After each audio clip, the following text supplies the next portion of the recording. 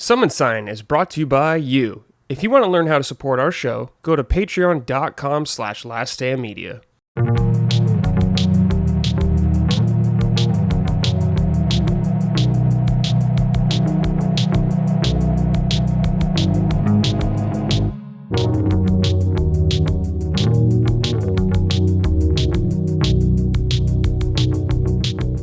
Hello everyone, welcome to episode 87 of Summon Sign, Last Stand Media's weekly, in-depth game discussion podcast. I'm your host as always, Brad Ellis, and joining me, I have the Moriartys, the family here today.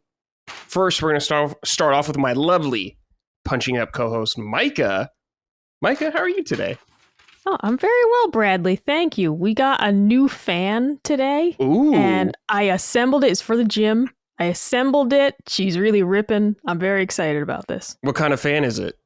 Just like a stand fan. I had one. I put it in front of my exercise bike, and the one I had previously was not height adjustable. And so it was really just hitting like my torso and legs.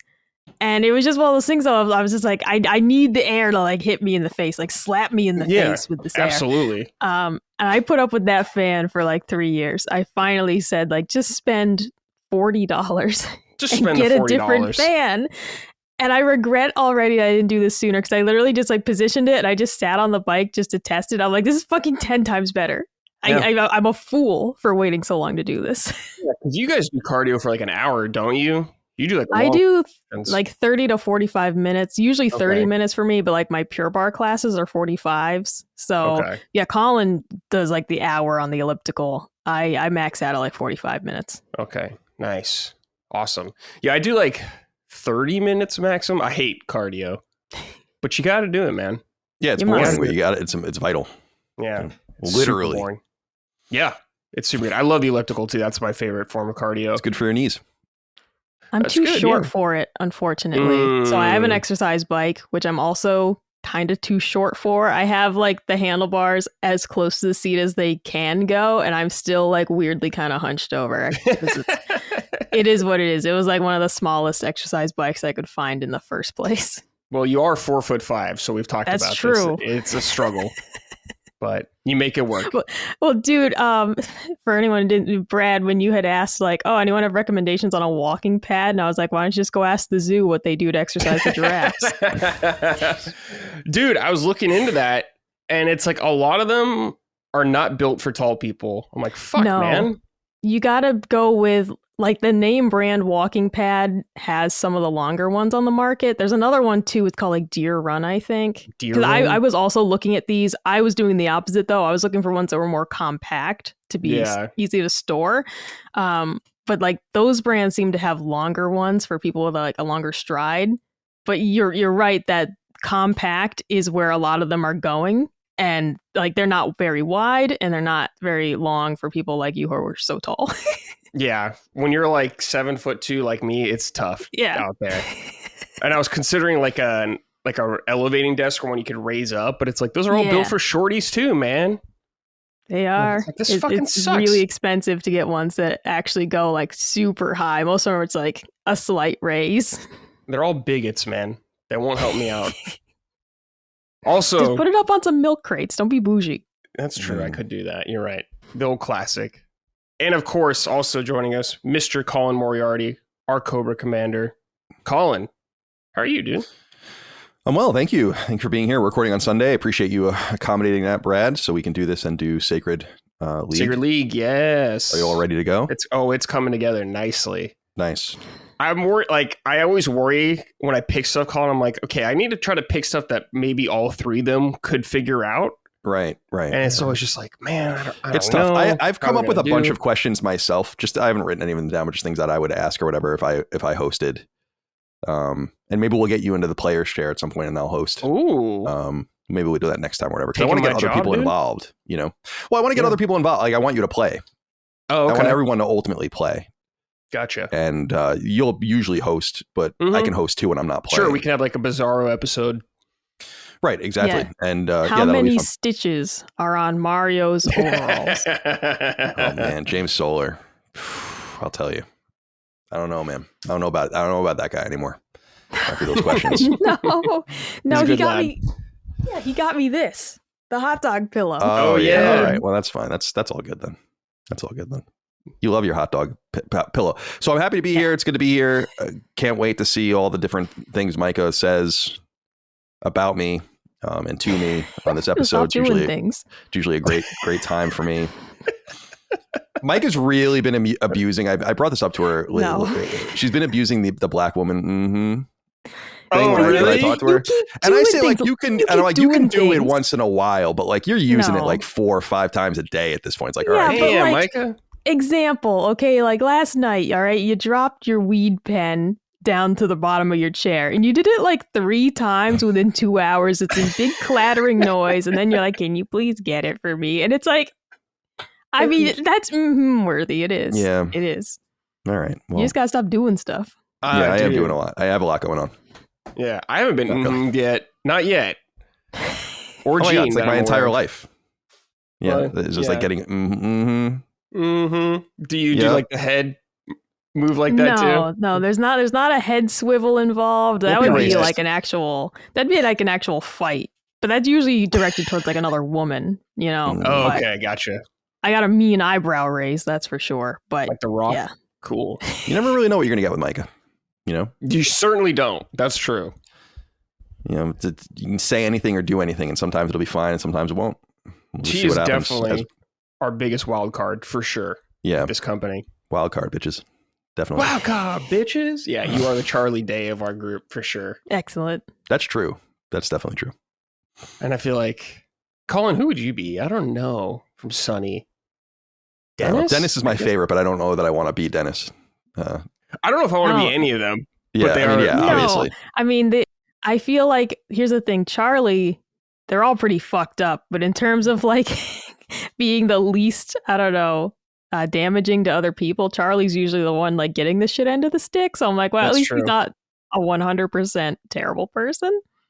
That's he has true. his moments, but he's just really stupid. I mean, they're all really stupid. Oh, no, he's really stupid. But like, you know. I'm just going to be Rickety Cricket the whole night. Yeah. I love how he just gets to work like every time he's on. There's something more wrong with him than the last time. It's the best because you almost forget that he starts like as a priest, right? Yes. Yeah, the original episodes. It's so sad. It's so good. I love that whole idea. What a show, man! And who would be the lawyer of this group? Oh, it's Hogue. You're right. It is Hogue. Oh, with the hands. Oh no, you mean the lawyer that that's hates Uncle them. Jack. Yeah, Uncle Jack's the best. When he like flings his hands into the audience at the like, court, it was so funny, man. But I love the lawyer that hates them too. That's a funny. Yeah, that's a great recurring character. Heat. How is it over there? The weather. It's in the mid 80s. I don't have my watch on right now. It's in the 84, 85, but it's been cooler. Like I was going to go in the pool yesterday. It was overcast. I like going in the pool when it's overcast just because I don't, you don't want to get burnt. Well, yeah, I mean, obviously you still get sunburn when you're in, with clouds, but it's not as bad. And I just feel like I can kind of hang out for a half an hour without having to put anything on, Yeah. I don't like putting shit on if I don't have to. It's just like it clogs your fucking pores up and shit. But I was like, I put my foot in the pool and I'm like, it's kind of cold. Yeah. And so today, hopefully after this, I'll go float around, smoke, have a beer. I haven't done that in a while. Because, I mean, we're running out of time. I mean, it's really a few weeks, and it's going to be over. So, yeah, I guess fall would start earlier. Because, like, for us here, I mean, you know this, Colin. Summer lasts till, like, October, the end of October, it feels like. Yeah, summer doesn't really begin. Well, in Northern California, summer is in September. Like, that deep in, like, it notoriously has, like, a few really hot days. And, San Francisco a lot of people don't have AC there because it's for anyone that's never been to San Francisco, it's perfect. Like the weather's fucking perfect. Weather's very nice there. Yeah. But there are a few days where it's like really cold and there are a few days where it's like really hot and you just kind of got to ride those out. And those days are coming up for sure. Mm-hmm. Cause I didn't have AC in my place. It's funny. Like you can never live here without air conditioning. It's not even possible. Right. But I lived in I didn't have air conditioning in San Francisco at all, anywhere, for over 10 years. And I that was don't know anyone that had it either. We had it in the office, but you didn't really need it. Oh, of course. Yeah. Mike, have you ever been to San Francisco?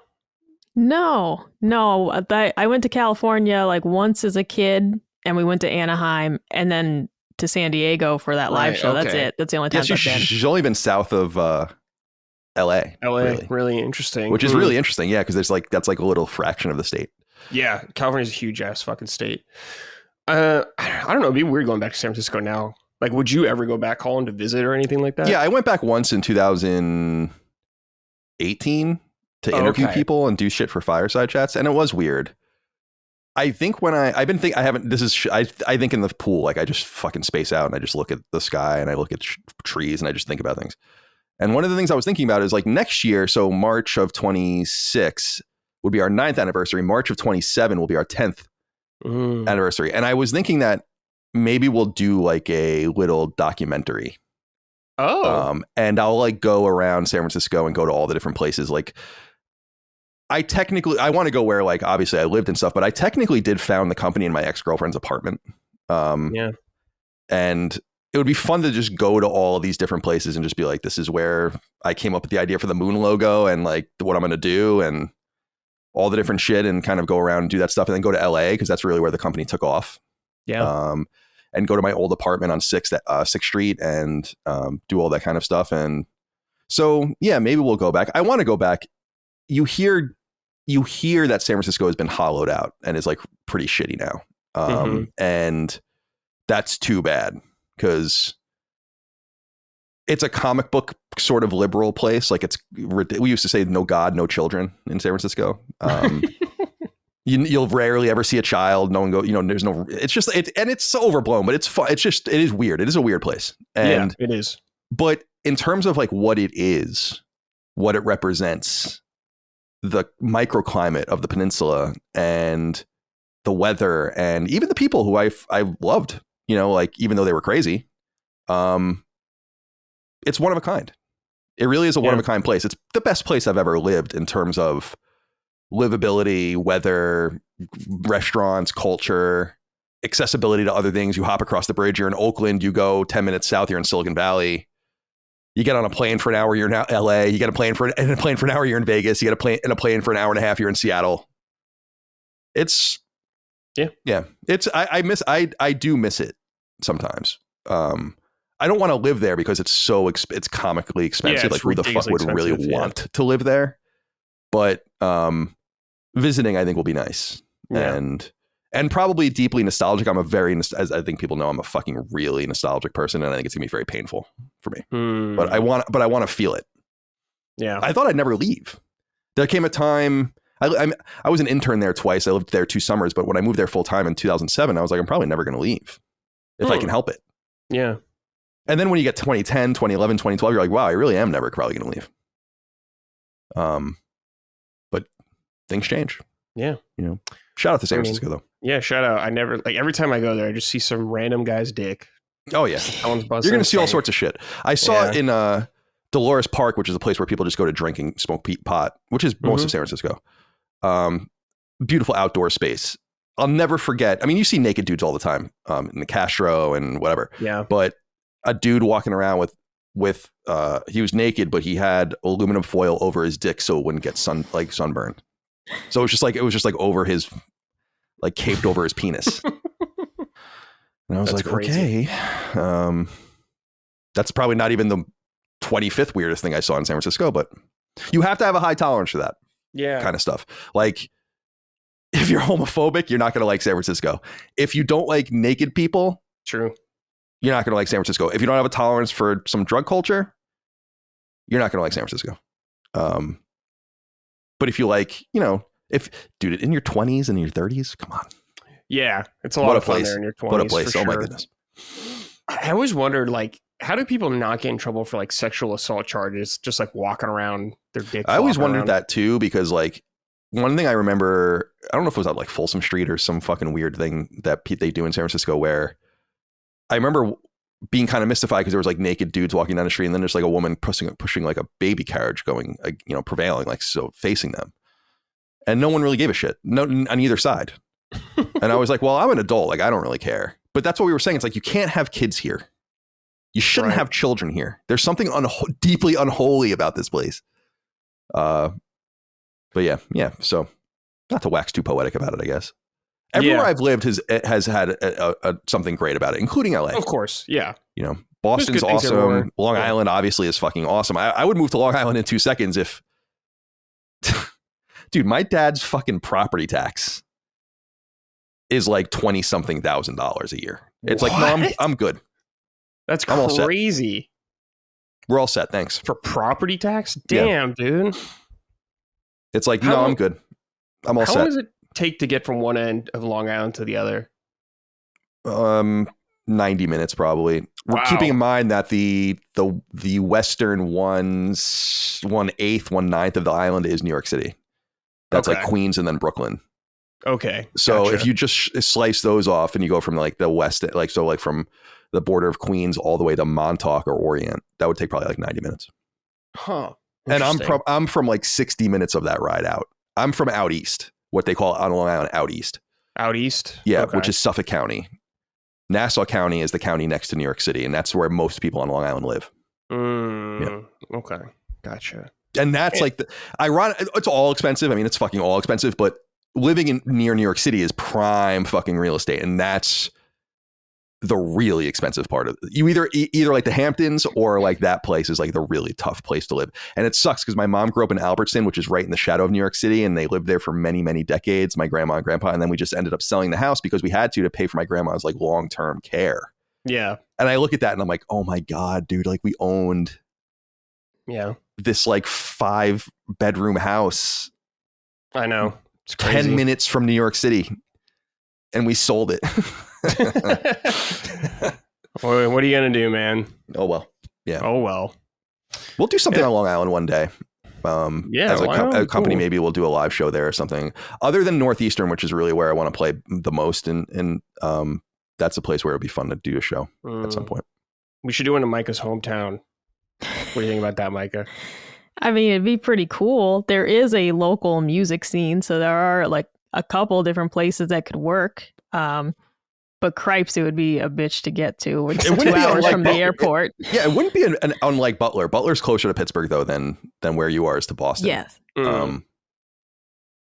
Unless you want to route people through Bradley in Connecticut, and then it's just getting complicated. Yeah. No. The logistics of just going home. No, we all hate Connecticut. Just going home for myself is hard. That's so funny. It's like a whole nother world I don't even know about. I know so many people from Connecticut. Like I went to college with a bunch of people from Connecticut. My college girlfriend was from Connecticut.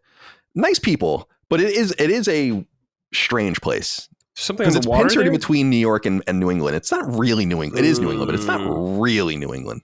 But it's not really New York. Like there are Giants fans there and like Patriots fans and Jets fans. It's like, I don't know what the fuck's going on in Connecticut. They have pretty good pizza. Okay. New Haven pizza around Yale is like really good. Yeah. Okay. Pizza is a benefit. I like that a lot. Yeah, definitely.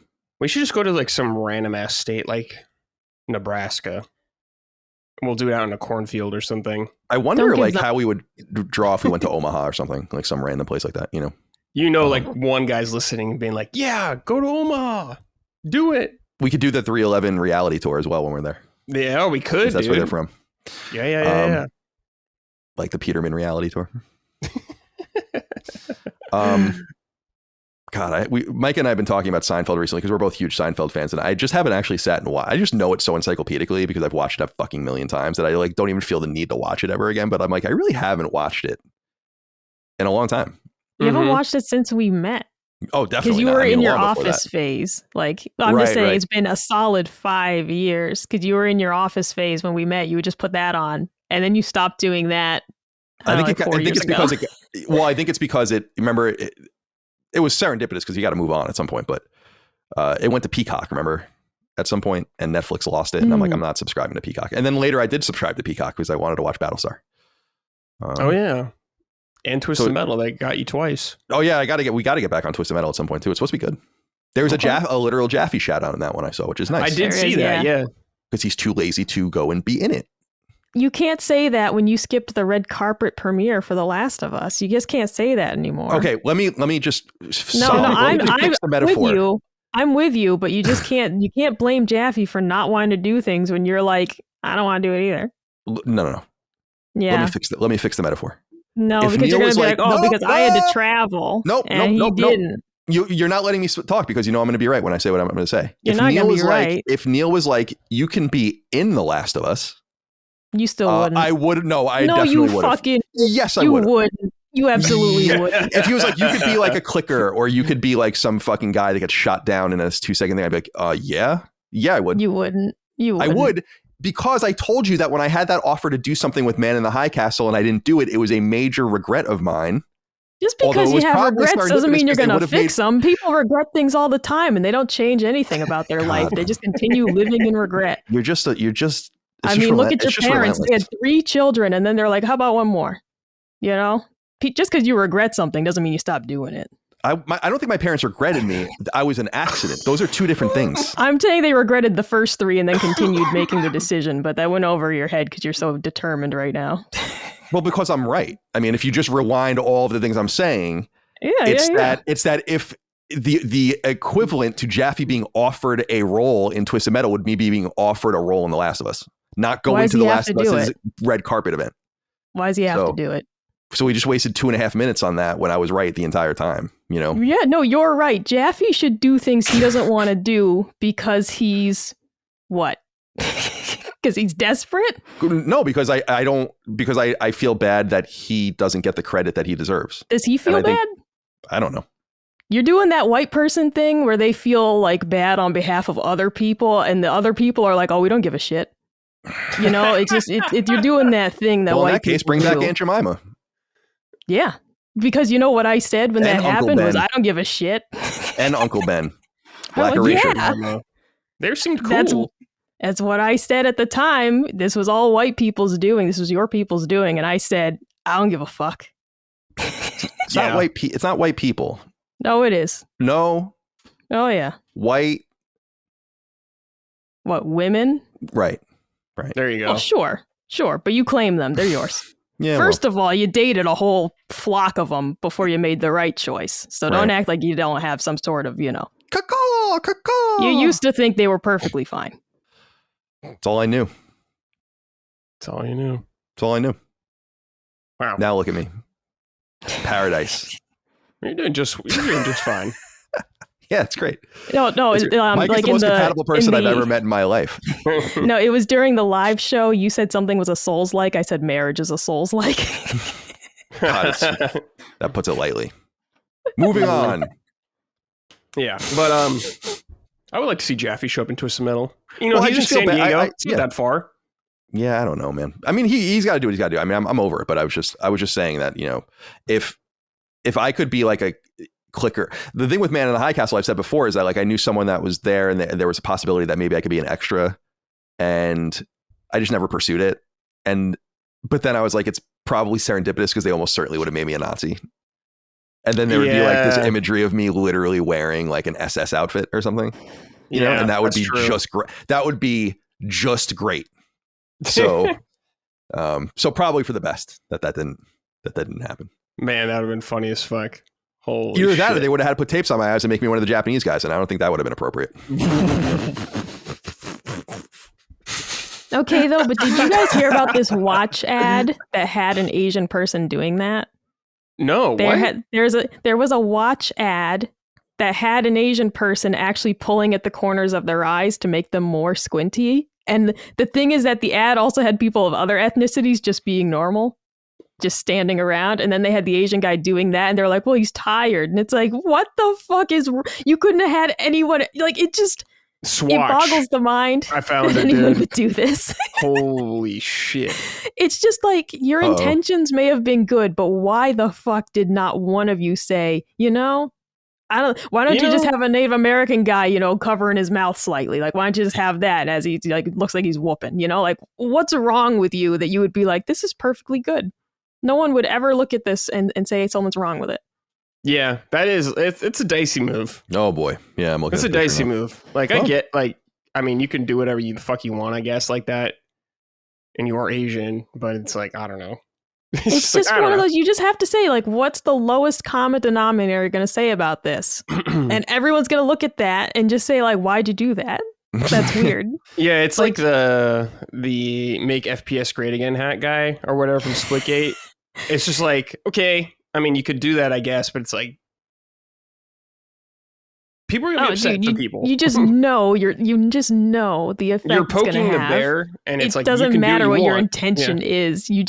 You're a businessman, and you just know it's gonna upset people. You either take the heat or you don't. Yeah, exactly. So I don't know if you do that kind of shit. Don't be surprised if you get crazy blowback from a lot of people. I don't know. No. So whatever. Well, that's interesting. Anyway, that's a good episode of Summon Sign. Yeah, that's it, everybody. Thanks for watching. We'll see you next week. All right, guys, Gamescom just happened, the humongous event in Cologne, Germany.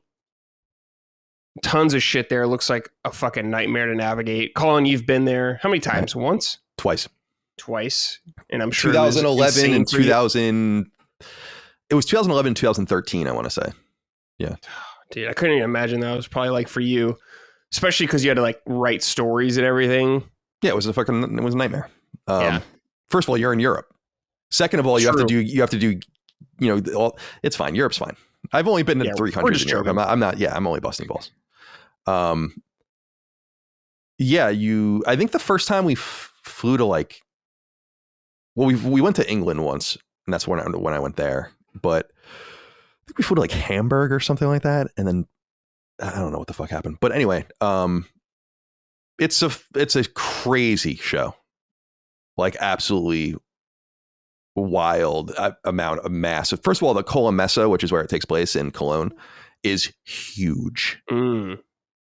It's a building where you're like, dude, how can, because we have and you remember this because you went to these shows as a person with media badge. Yeah. So I assume, I don't know if you ever had an exhibitor badge. I had an exhibitor badge at a lot of these shows. Exhibitor badges are IGN would have a booth at a lot of these places, so we would literally be allowed to go on the show whenever we wanted for whatever reason. I never had anything like that. No. And so you would just walk around these for a few days. So when I went to Tokyo Game Show a couple times, I never even went during public days. So I actually don't know what it's like to be there when there's because it's supposed to be a fucking shit show there too. But Gamescom, I was there both. And what I remember about it is just walking around those huge, it's just huge hallways, corridors, massive ceilings, and just little rooms and places, halls off of it, all these hallways, and just walking through it before when no one was in there and be like, damn, dude, this place never ends. And then walking in it when it was full of hundreds of thousands of people. And it's crazy. And there are little catwalks that go, if you have an exhibitor badge, you can go upstairs and there's catwalks that overlook a lot of it. And so there's a lot of cool pictures people take from those catwalks, of the massive people, but it's a shit show. And I always appreciated, I don't know what Sony does now, if they do anything at all, but, they would always have something off site. And since I was the PlayStation editor, I really didn't have to spend much time at the Colin Messe. So they would hole up at a really nice hotel and just rent a bunch of, either have conference rooms or even rent rooms in the hotel and then bring you into all these things to do all these different appointments, meeting rooms and stuff. Like when we would interview Shuhei, we would do it in those suites at the W and shit. Right. Yeah. So they would get you away from all that so you can concentrate and focus. And then I would just sit at the restaurant or the bar at the hotel and write. So that's why I'm always surprised when people are like, oh, I went to this Gamescom party or I went to this E3 party and I did all these things. Dude, I've literally never one time. I've never been to an E3 and I've been party to 10 or 11 E3s, something like that. I've never been to an E3 party in my life. Not even IGN's, because we wouldn't even be invited to them. We weren't important enough. Wow, that's fucked up, dude. People used to get mad about that, but I was like, it's just I don't really give a shit. Yeah, but it's just weird. It's what are you throwing this party for? I guess just for other industry it's people, it's for to schmooze with people to make money. Yeah, they don't want us there.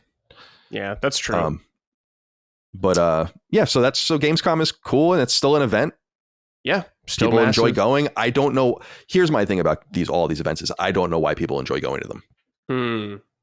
I've never gone to one of these in my entire life without at least a media badge. And even the slowdown and the crowds and the waiting and all of that I had to go through was so intolerable. It's hard for me to believe that people go to these things to play 2 games a day, which is what happens. Yeah. You have to choose what you're going to wait in line for.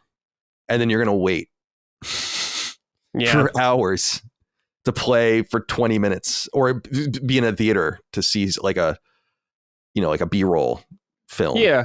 I mean, I get it. It's strange to me. I guess for, people on the outside, especially who aren't in the industry, getting to go to one of these events is cool. Seeing all the spectacle and all that kind of stuff. I could see why people like it. Doing it all the time, though, I don't see that happening. Yeah, maybe a once in a lifetime kind of thing to get a taste of it. But it's just so funny to me because we're not in the magazine era anymore. We were talking about this during the E3 1995 video. Yeah, I love that $2.99 thing that happened in E3 1995 with PS1, because I said this on the stream. It's like, if that happened a few years later, but certainly in my era, people would have been running out of the theater as if the president just announced like some major initiative to be the first to publish it. And because you knew you were in that magazine era and that nascent internet era where everyone just kind of sat in their seats and like watched the rest of the press conference. And it's because I'm like, they have time. And now there is no time because people write and record. It's like why when I started going to concerts and I realized, I don't know, in 2011 or 12, it's like, you don't have to take any videos. Just go on YouTube. Someone's going to have a fucking full video of the show. And lo and behold, every show I've ever been into the last 15 years is on YouTube. And so I feel that way about E3 where I'm like, just let someone else do it. And then you could just be in the comfort of your home. You don't have to sit there with all the massive people. It's fucking loud, obnoxious. It's a lot. It sounds very jaded, but I'm just like, it's like people are doing this shit for you and you can watch it in the perfect quality and see what you want. So I don't know. From that perspective, it's the only thing I miss is talking to the devs, Colin. I think it's really cool, like picking their mind and all that kind of stuff. That was like my favorite thing about those things. So that's about it, I'd say. But I don't know. Do you ever miss that kind of stuff? Like going out, talking to devs and things like that?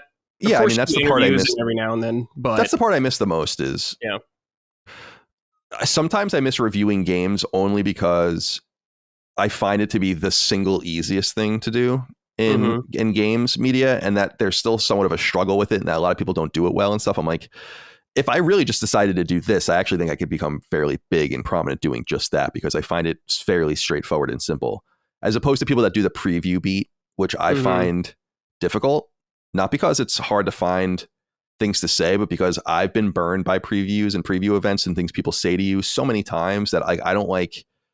They have total control. Right. Of course. It's why we thought, I always make fun of this, but it's like, no one thought Knack was going to be bad. They didn't. Go back and read the previews. Yeah. No one knew, like Cyberpunk. Right? Like no one. Right. Yeah, I saw Cyberpunk in previews and it was fucking crazy at the time. And so I just felt like, and I always used to talk about this with Ryan McCaffrey, who is the longtime head of previews at IGN, still is to this day. And I always hated, you had to take your turn because it's a lot of travel and like no one wants to do it. And it's like, so you have to like jump on the grenade every once in a while. But it always just felt like bullshit. And that I felt really difficult. So the people that are able to navigate that, like Ryan and others that are able to navigate that field, I really respect that, because that's the shit I hated.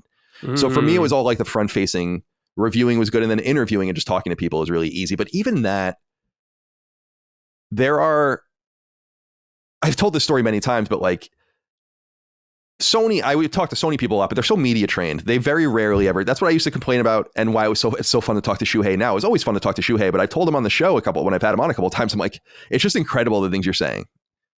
Because you were tight-lipped about everything. None of you really said much of anything. You were very disciplined, and every once in a while you would get someone to say something. And I had Kazunori, an interview with who's the longtime producer and director of Gran Turismo and the head of Polyphony, and he said something to me to the effect of, I asked him about Drive Club, and said something to me like, I don't think about Drive Club, something like that. Like that's what the translator said.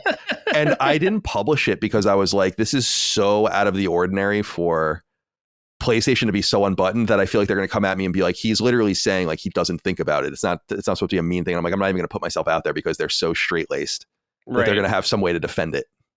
Yeah.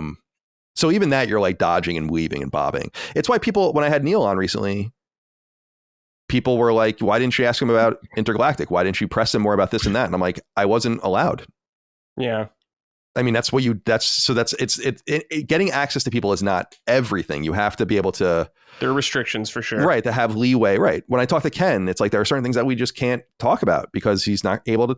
It's why we don't probe into Judas, because now we've talked about it privately, but it's like, so even when you get access to people, that's why like a Jonathan Blow, right? A David Jaffe, like people don't realize a Cliff Blazinski, a David Jaffe, like these guys that will just say anything. Jesus, it's awesome. It's why it's so rare, dude.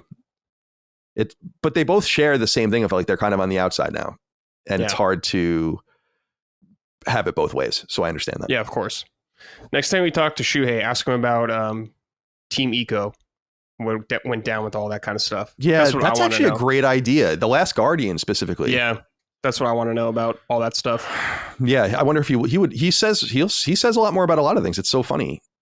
It's just so funny now that he's free. Yeah.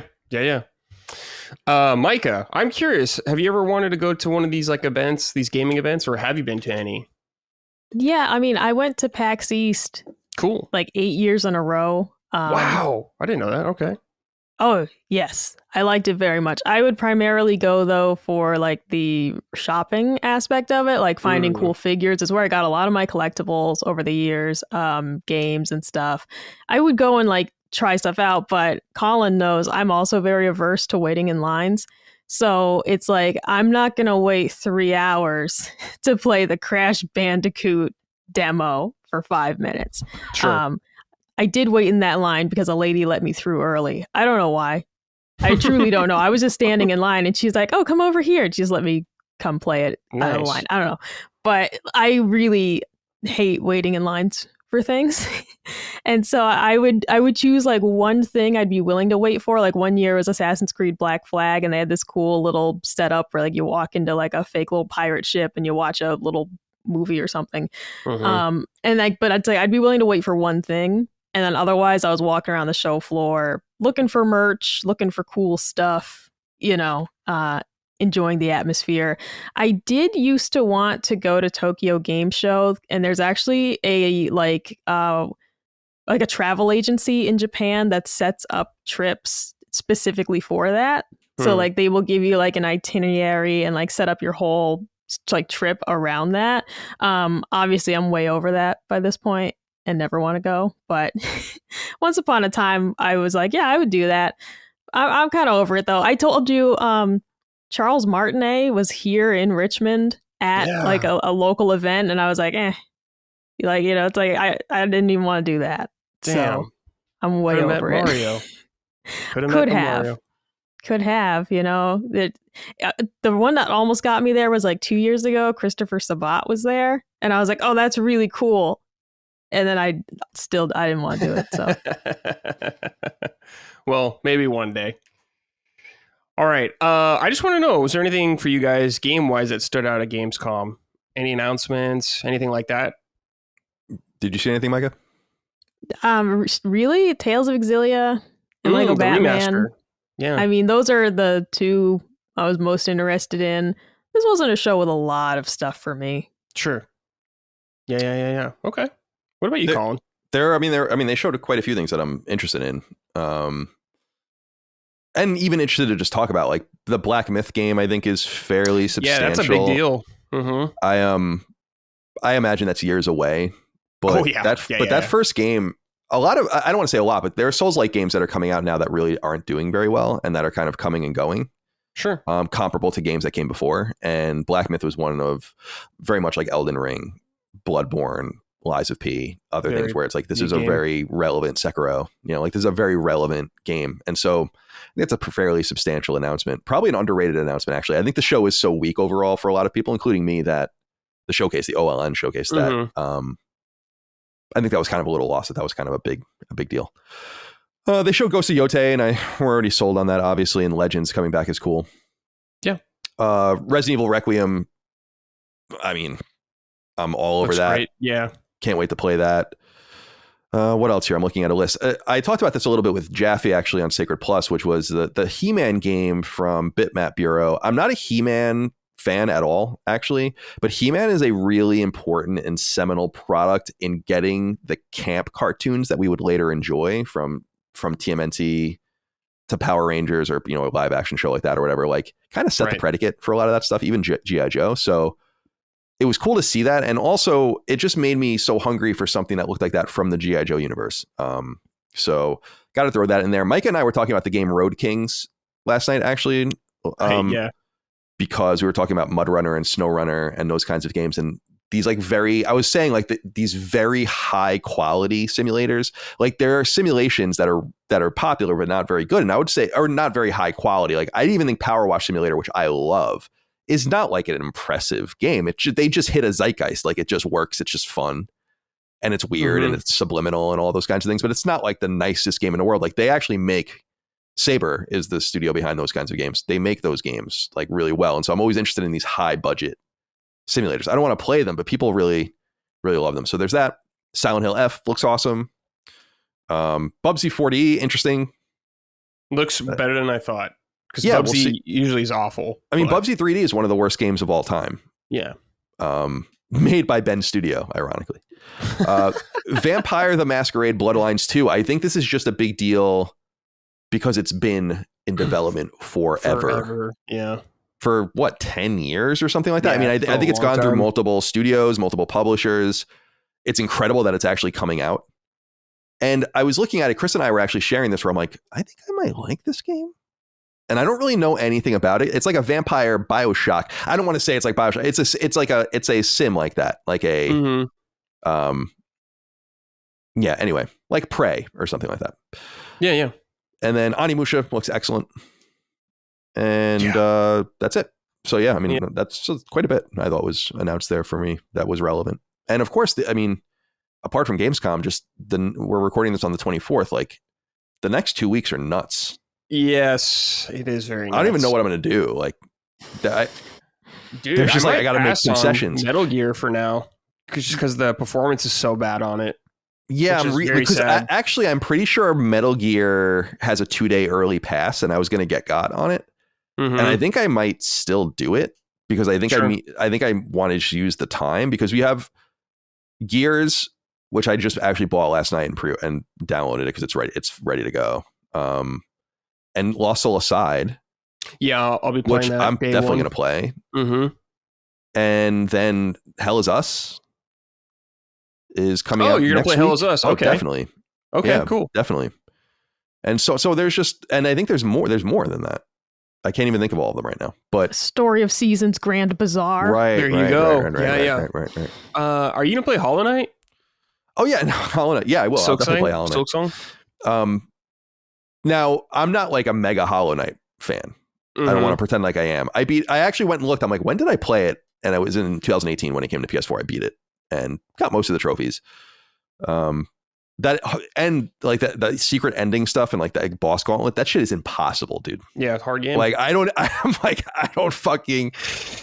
know what you want me to do here, but I can't. I'm not sophisticated enough for this. So yeah, but I'm not. I find the level of worship it experiences a little strange, actually. Sure. But to each their own. I mean, it's, whatever. But there are a non-trivial number of Metroidvanias I like better than Hollow Knight. Gotcha. Yeah. I'm just happy we got a date finally. It's cool that they did it in 2 weeks. Yeah, I think that was the way they had to do it, man. For how long that game's been in development or whatever. But imagine this, Brad. This is what I was saying on Sacred. Imagine this. Okay. What if they were just like, it's available now? Like, what was really stopping them from doing that? That would have fucking lit the world on fire if they did that. I would have done that if I were them. Maybe they just want that little build-up period. Maybe that is important. I think it is important to 99.9% of games, but I think there are certain games that are in the zeitgeist for so long. Like, I'm using the word zeitgeist a lot. It's like Half-Life 3. That would be an example of a game that could just come out. Yeah, that's true. And I actually think that Hollow Knight 2 is like another example of that, where it's like, this could actually just kind of come out and people would shit themselves. Yeah. You kind of buy yourself. That's the one advantage of going a long time. It's like, whoa, like Duke Nukem 3D could have been one of those games back in the day, but they made a big deal of obviously reviving it and stuff. Yeah. Duke Nukem, man. What a time. But I'm thinking about Gamescom. This game I'm interested in is called Valor Mortis. I know Chris wasn't as super hot on this one as I was, but it's from the Ghost Runner devs. Oh yeah, right. And it's like in a French revolutionary or French like era kind of looking first person Souls like. So that sounds interesting to me. Yeah, first person. Yeah. Interesting. So definitely I'll check that out. Did you see that game? I don't know how you pronounce it, but it's like Den Attack or something like that. It's like the crazy train moving really fast, cell shade. I just had Densh Attack. Yeah. Densh Attack. Yeah, that game looks crazy. Yeah, it looks like kind of like Jet Set. I mean, like a little bit of Jet Set art style. Yeah. Yeah, I mean, it's cool, man. I feel like, I wonder like how some of these games do, because it's just so much stuff. Like the whimsy is not enough anymore. Right. I get it. Yeah. Just too much stuff battling for your attention. I was going to ask you something, Micah, but I forgot. But anyways, Lego Batman looks great. We were pretty stoked on that, Micah. Colin, Are you down for that? Maybe. I got to reiterate here that I thought it was so fucking funny.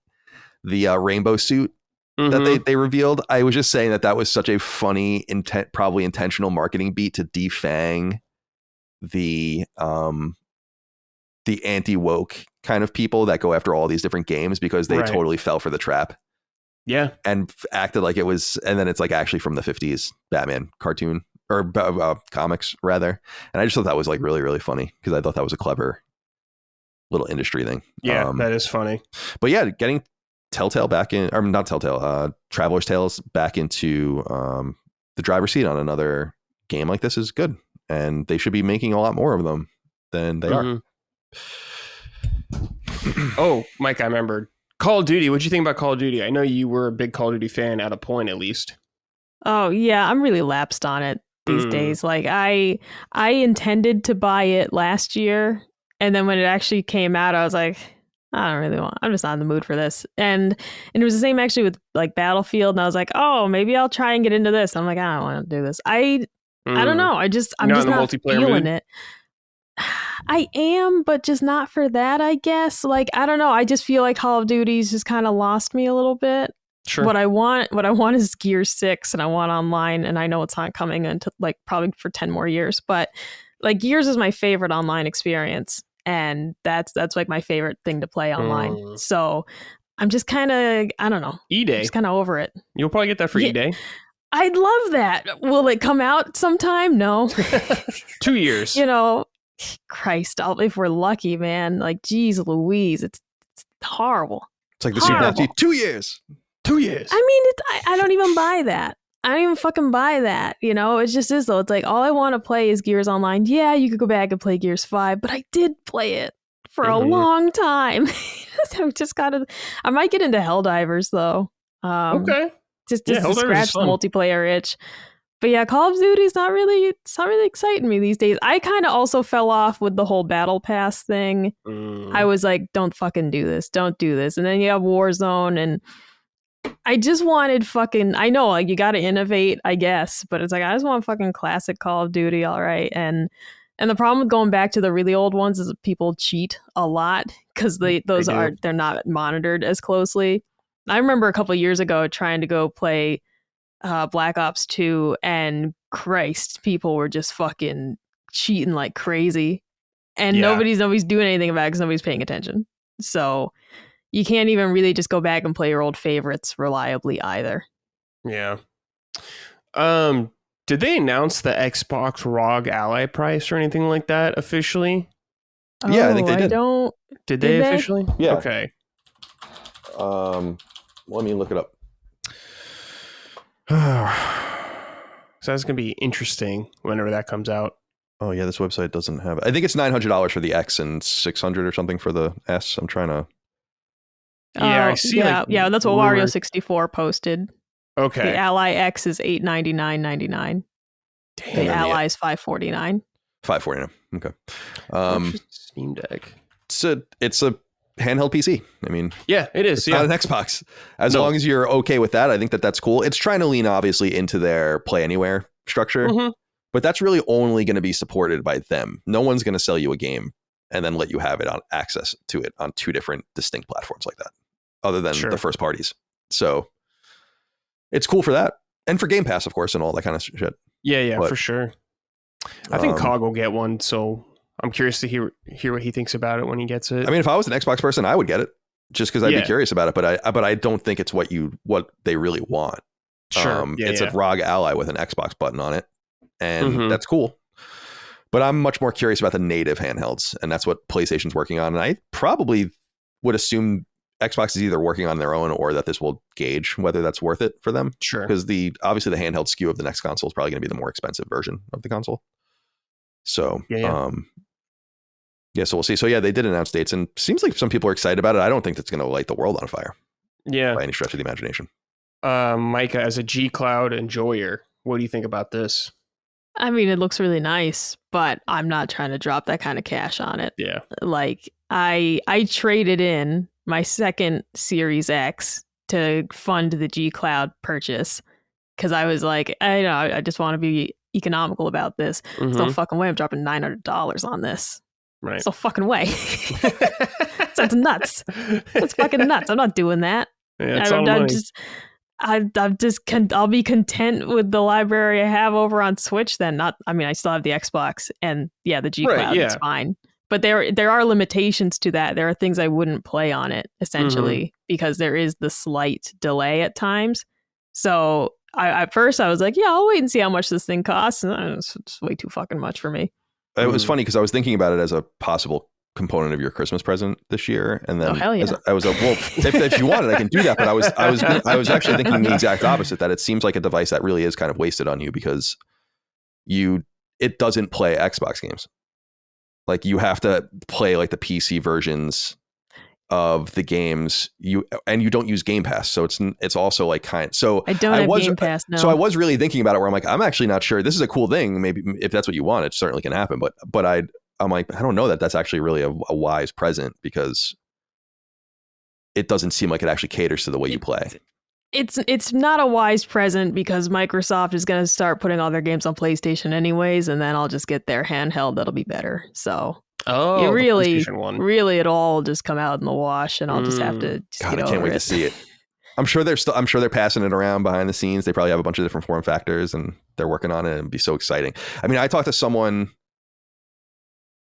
that told me, and I've talked about this in the past, that like they were people were playing around with like prototypes of like Vita successors and stuff like that with like things that, nothing crazy, but like things strapped to each other. And I remember when I played the game Datora on PS3, which was like this random like puzzle game that they were using like the studio was using a VR headset with like PlayStation Move controllers like literally duct taped to this thing to try to get it to work or whatever. So shit like that happens all the time. It's nothing crazy, but yeah, I'm excited. I feel like it's going to be a major component of PlayStation's next gen move is to have and I think that a lot of it is driven frankly by the interest in Portal. Yeah. Which is excellent. I'll just reiterate that for the you love it. Yeah. Shout out. I know a lot of people love it. Dustin does not. That's all. But yeah, I don't know what his problem is. I've never used one, so I have no idea. We've never gone to Dustin on issues of taste, though. True. No. All right. All right. Let's talk about a bizarre game. MindsEye. Colin, what the fuck are you doing, man? Why are you playing this? Well, I'm not playing it anymore. Well, you did. You platinumed it. Yep. You and Gene, you guys are psychos. Yeah, I had to do it. I mean, you had to do it. Let me explain. Okay. Did I literally have to do it? No, but I really think this is a game people should play if and when it becomes way cheaper. The price is really stubborn right now. I'm surprised by how stubborn it is. And when I bought it on PSN, the funny little quirk that I was noting was it's $59.99 still on PSN for the regular game, or $55.99, so $5 cheaper for the special edition. So I bought the special edition. I think it came with like skins or something. But if this game gets below even $20, it's so fucking weird and so eerie and strange that it's kind of worth checking out if you're into... If you're... This sounds weird. Like if you're only in it for like the greatest games and you really just want to have like a very closed off experience where you're playing just the very best stuff that's worth your time, that's awesome. And that makes sense. And that's most people. But there are people that like want to see bad films. Yeah. And they want to watch shitty TV shows and bad music and forums what's good. And I actually think MindsEye is one of those games where it's like, yeah, for a budget price, you'll find a lot to laugh at, a lot to wonder, and a lot to kind of get sucked into as far as just what the fuck's going on in this game. And so from that perspective, I am kind of glad I played it. Some people have been asking if it's like Deadly Premonition or something like that. And I'm like, no, it's Deadly Premonition's has something authentic to it. That's good. It's just low budget. This game is irredeemable. It's a game that games often become not content complete, but playable even from front to back midway through a life cycle as a game as you're putting pieces together. And often there wouldn't be a build where you could literally do that. But in other words, like the game and like what it is exists. I always bring up the idea of like at some point you're locked in, very similar to when we were saying kill the Justice League, it's a year delay. It's like you can't do anything.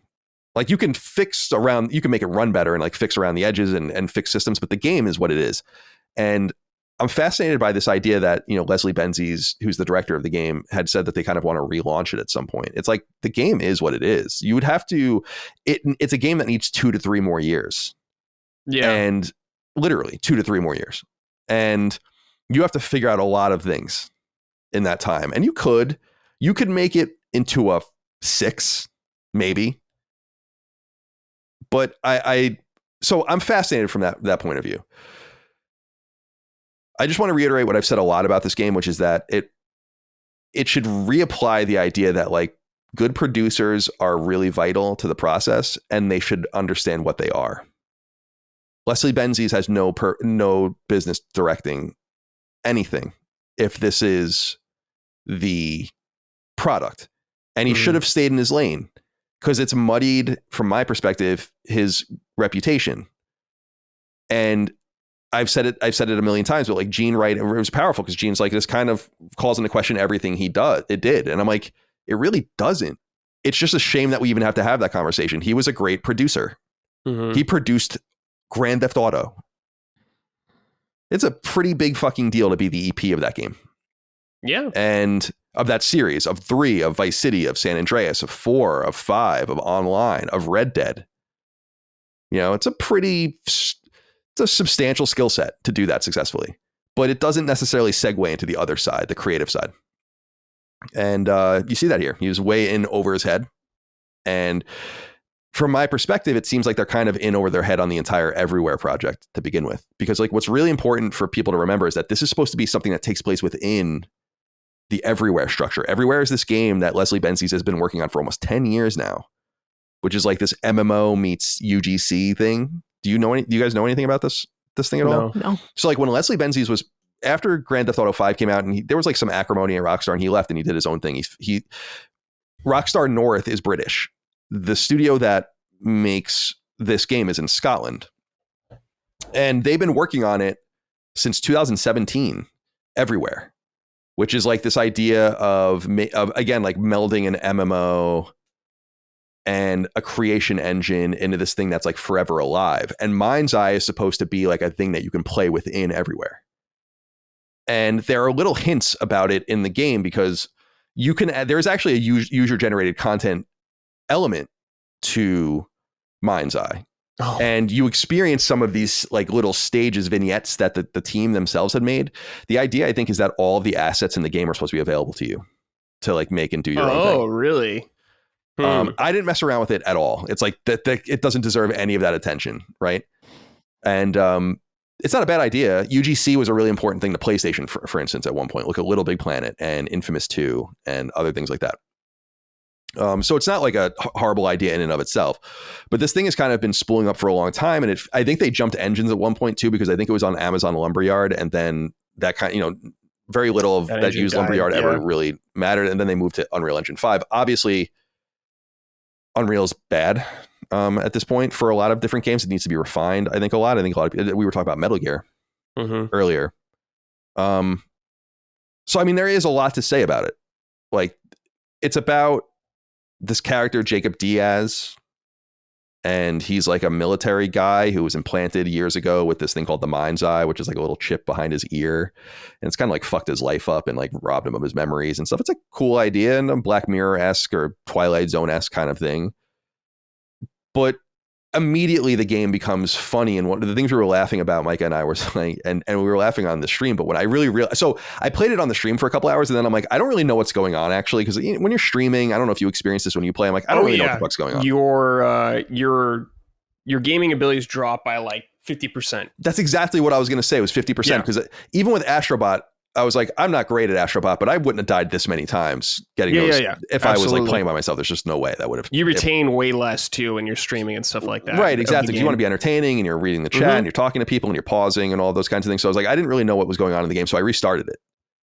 And I immediately was like, dude, the pacing is so funny in this game. And Micah and I were laughing. I'm like, from Jacob Diaz takes a bus in the morning of the first day to Red Rock, which is the city. It's Las Vegas, and we'll get into that in a second. It is Las Vegas. It's not like Las Vegas forever, and we'll talk about why that is and why I think it's actually one of the cooler parts of the game. And he goes to his friend's house, Seb. Seb works at a company called Silva, and he's like putting Jacob up. Jacob gets to his house that morning, faints. Okay, wakes up a couple hours later, is informed that Seb got him a job already. And he's going to work at Silva, and he starts today. So he goes to work. He meets like all the people he's working with, including Rigby, I think her name is, which is like his like handler. And then she teaches him how to use a bunch of controls and shows him around the place. They mess around with the drones. Then she dispatches him to the desert to go fight these renegade robots. And you fight like these robots, you kill them, and then you go back, and then she dispatches you to fight like this gang. And you have to go like fight this, they're called like the Red Sands or something, and you have to go fight like this gang somewhere, and then you return, then you faint again. Then I think you end up in like a drone or like some sort of aerial vehicle, and you're flying around, and so on and so forth. And this all happens before the first day ends. Wow. And I'm like, what in the fuck is happening here? There's no sense of time. And this is what makes the game so interesting. And it's what I kept showing Micah over and over again, and what I became fascinated by, and why I wish I just recorded my experience with the game. Like I just recorded the gameplay, because they're going to improve it over time. Like the valuable jewel is the 1.0 version disc of this game. Because I played 1.09, so they updated the game 9 times by the time I got to it. The game is in a time vacuum. Nothing's happening and nothing really exists. So I was saying earlier, Red Rock is like this version of Vegas. And I was like, oh, okay, so it's like inspired by Vegas. It's in the Southwest and all that. But then when I started like looking around and flying around and stuff, I'm like, okay, this is Las Vegas, because that's the Encore, that's the Aria, that's Treasure Island, that's the Cosmopolitan. Like I'm like, this is not kind of like them. I'm like, this is it. And I'm like, this is kind of cool, because the story is about how gambling, I think, becomes illegal or something. And it fucks Vegas up. And like all these corporations move in to take advantage of like lax tax situations and like their desperation to save themselves. So like all this crazy shit's happening there now, like all this clandestine private military kind of shit going on. And I'm like, that's kind of cool. But then you like look for signs of life and you see none. It's like they built a world and then didn't put anything in it. Really? Yeah. Does that mean like NPCs walking around or anything like that? So like if you're on a scripted journey where it's really going to bring, the game doesn't let you go. It's an open world. It reminds me most of the game. I keep saying this, The Getaway, which I don't know if you played.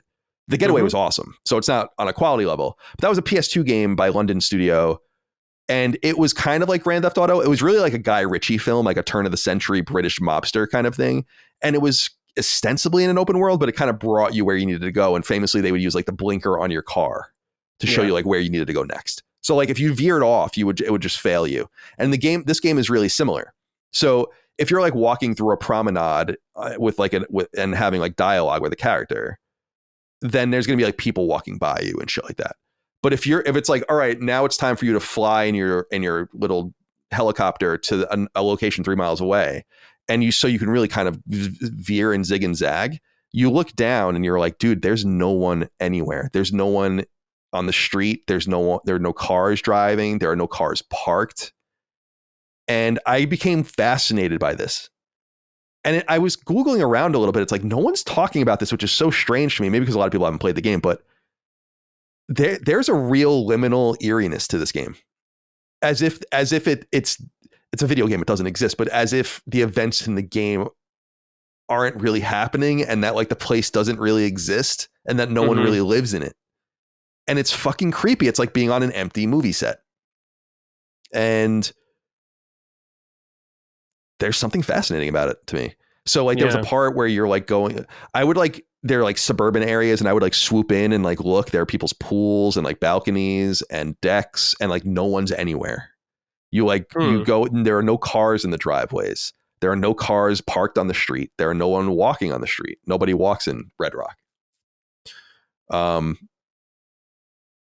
Yeah, I became really interested in that aspect of it. And I just wonder what other people think about that particular component of it. And I wonder if they'll be able to clean it up and it's even worth it or whatever. But as the form I played of it, I found to be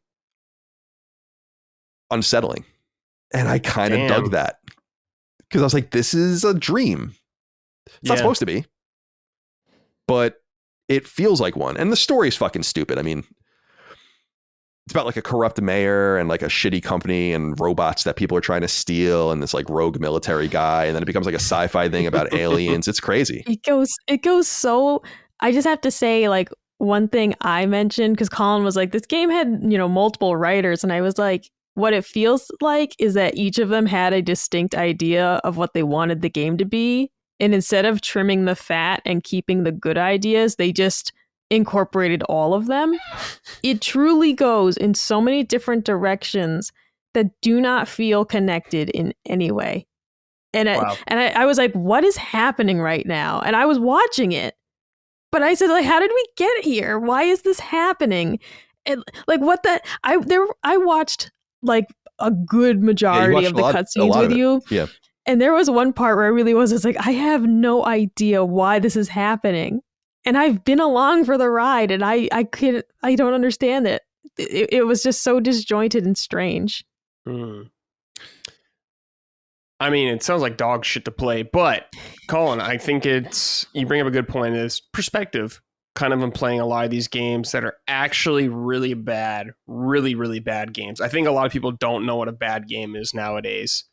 When they see like a 6, they're like, oh, that's fucking what all the kids are saying, slop or something like that. It's like, no, try playing an actual like 2 or something like that. Then you'll see where a real fucking bad game is. Right. It's like there's nothing here that's really redeeming outside of a general setting that in the hands of I don't want to say a talented team. It's like, who knows what the fuck they even had time and assets to do, but it's a cool idea. It's just really boring, really just, I don't know. It's just tripe. And there are some good performances, some quippy writing every once in a while. It's like, but the shittiest thing has like the broken clocks right twice a day. You don't want to like get too in the weeds to try to find like the redeeming parts of something that is demonstrably unfit for the market. But that is again why it's worth playing at like a $10 or $20 price point. And I see. I will say that the combat and the driving in it are both functional. I don't think either of them are bad. It's just very pedestrian. Like it's just, there's always been a PS3 feel to this game. Like even when we started seeing it, which is what was so attractive about it, which is like, these are the kinds of games that would come out in the seams in like 2009. But it's not even up to snuff with that in terms of combat. The driving is goofy in terms of like, you just hit like a random little bump and rock and your car can like flip over. And it just makes me wonder what they thought they were going to do here. This is the shit that I really get fascinated by with games like this. It's not a questionable game where it's like, oh, it's either low budget, because it's not low budget, or not. It comes off as low budget, but I assure you it's not low budget. I think they had 30 people working on it in 2017 on Everywhere and all these things. So they're dumping a lot of money into this whole project. It's just insane to me that someone was like, we can release this. They had to have known. Like there's IO just no publishing it. Yeah, and IO, like that's a whole other thing where I'm like, damn, dude, like did you get got? This is your first major external publishing project. It's a bad look.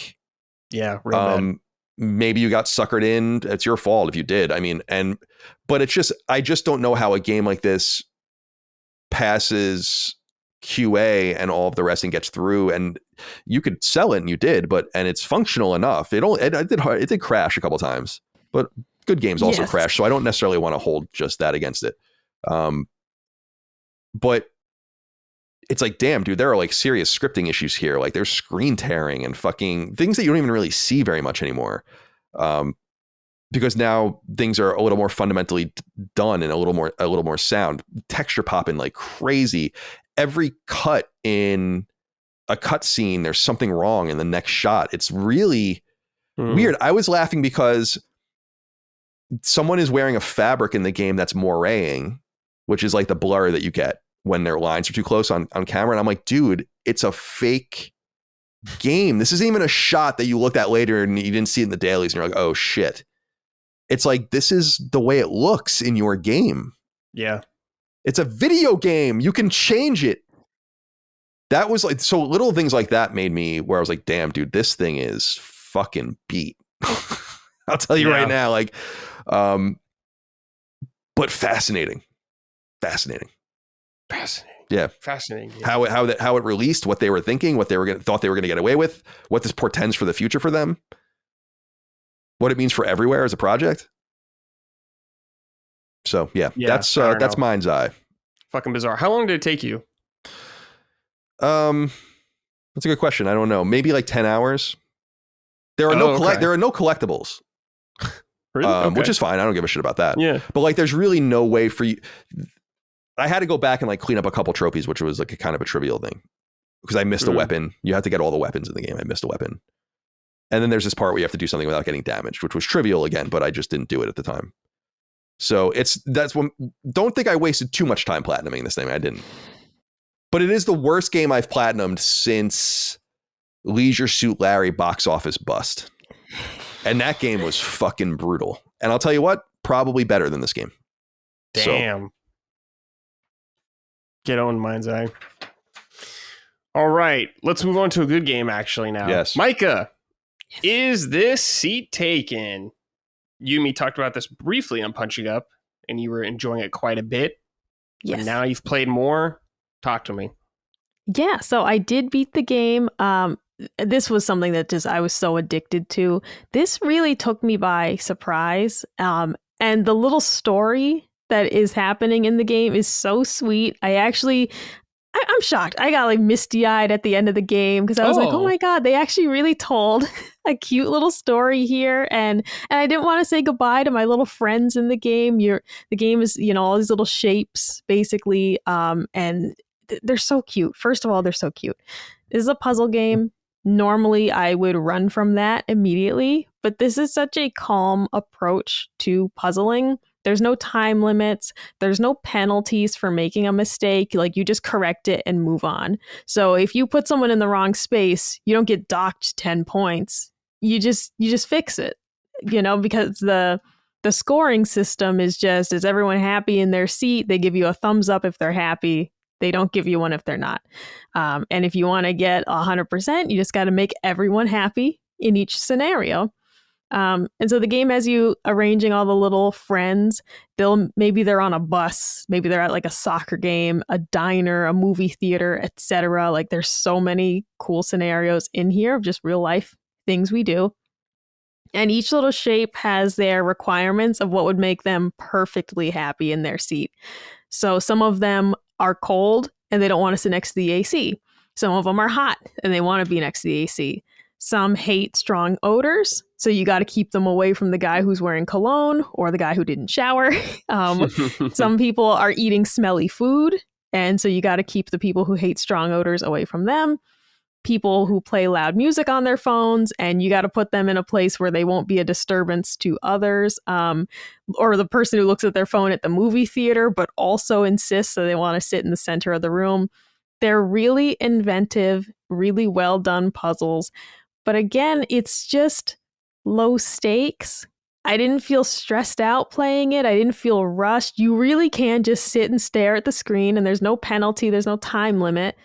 And you just figure it out. And sometimes I would just take everybody off the board and start over. It really was just a calm and just nice, serene little game to play.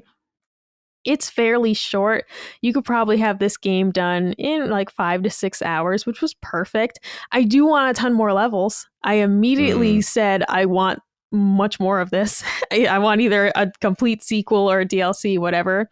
And I'll say too that even the ones I got a little stumped on, it was like I just sat and just pondered it for a couple minutes, and I would usually figure it out.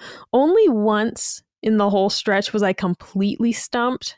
And even then I was able to go and just find a hint online and it put me in the right direction. And then I was able to figure the rest of it out.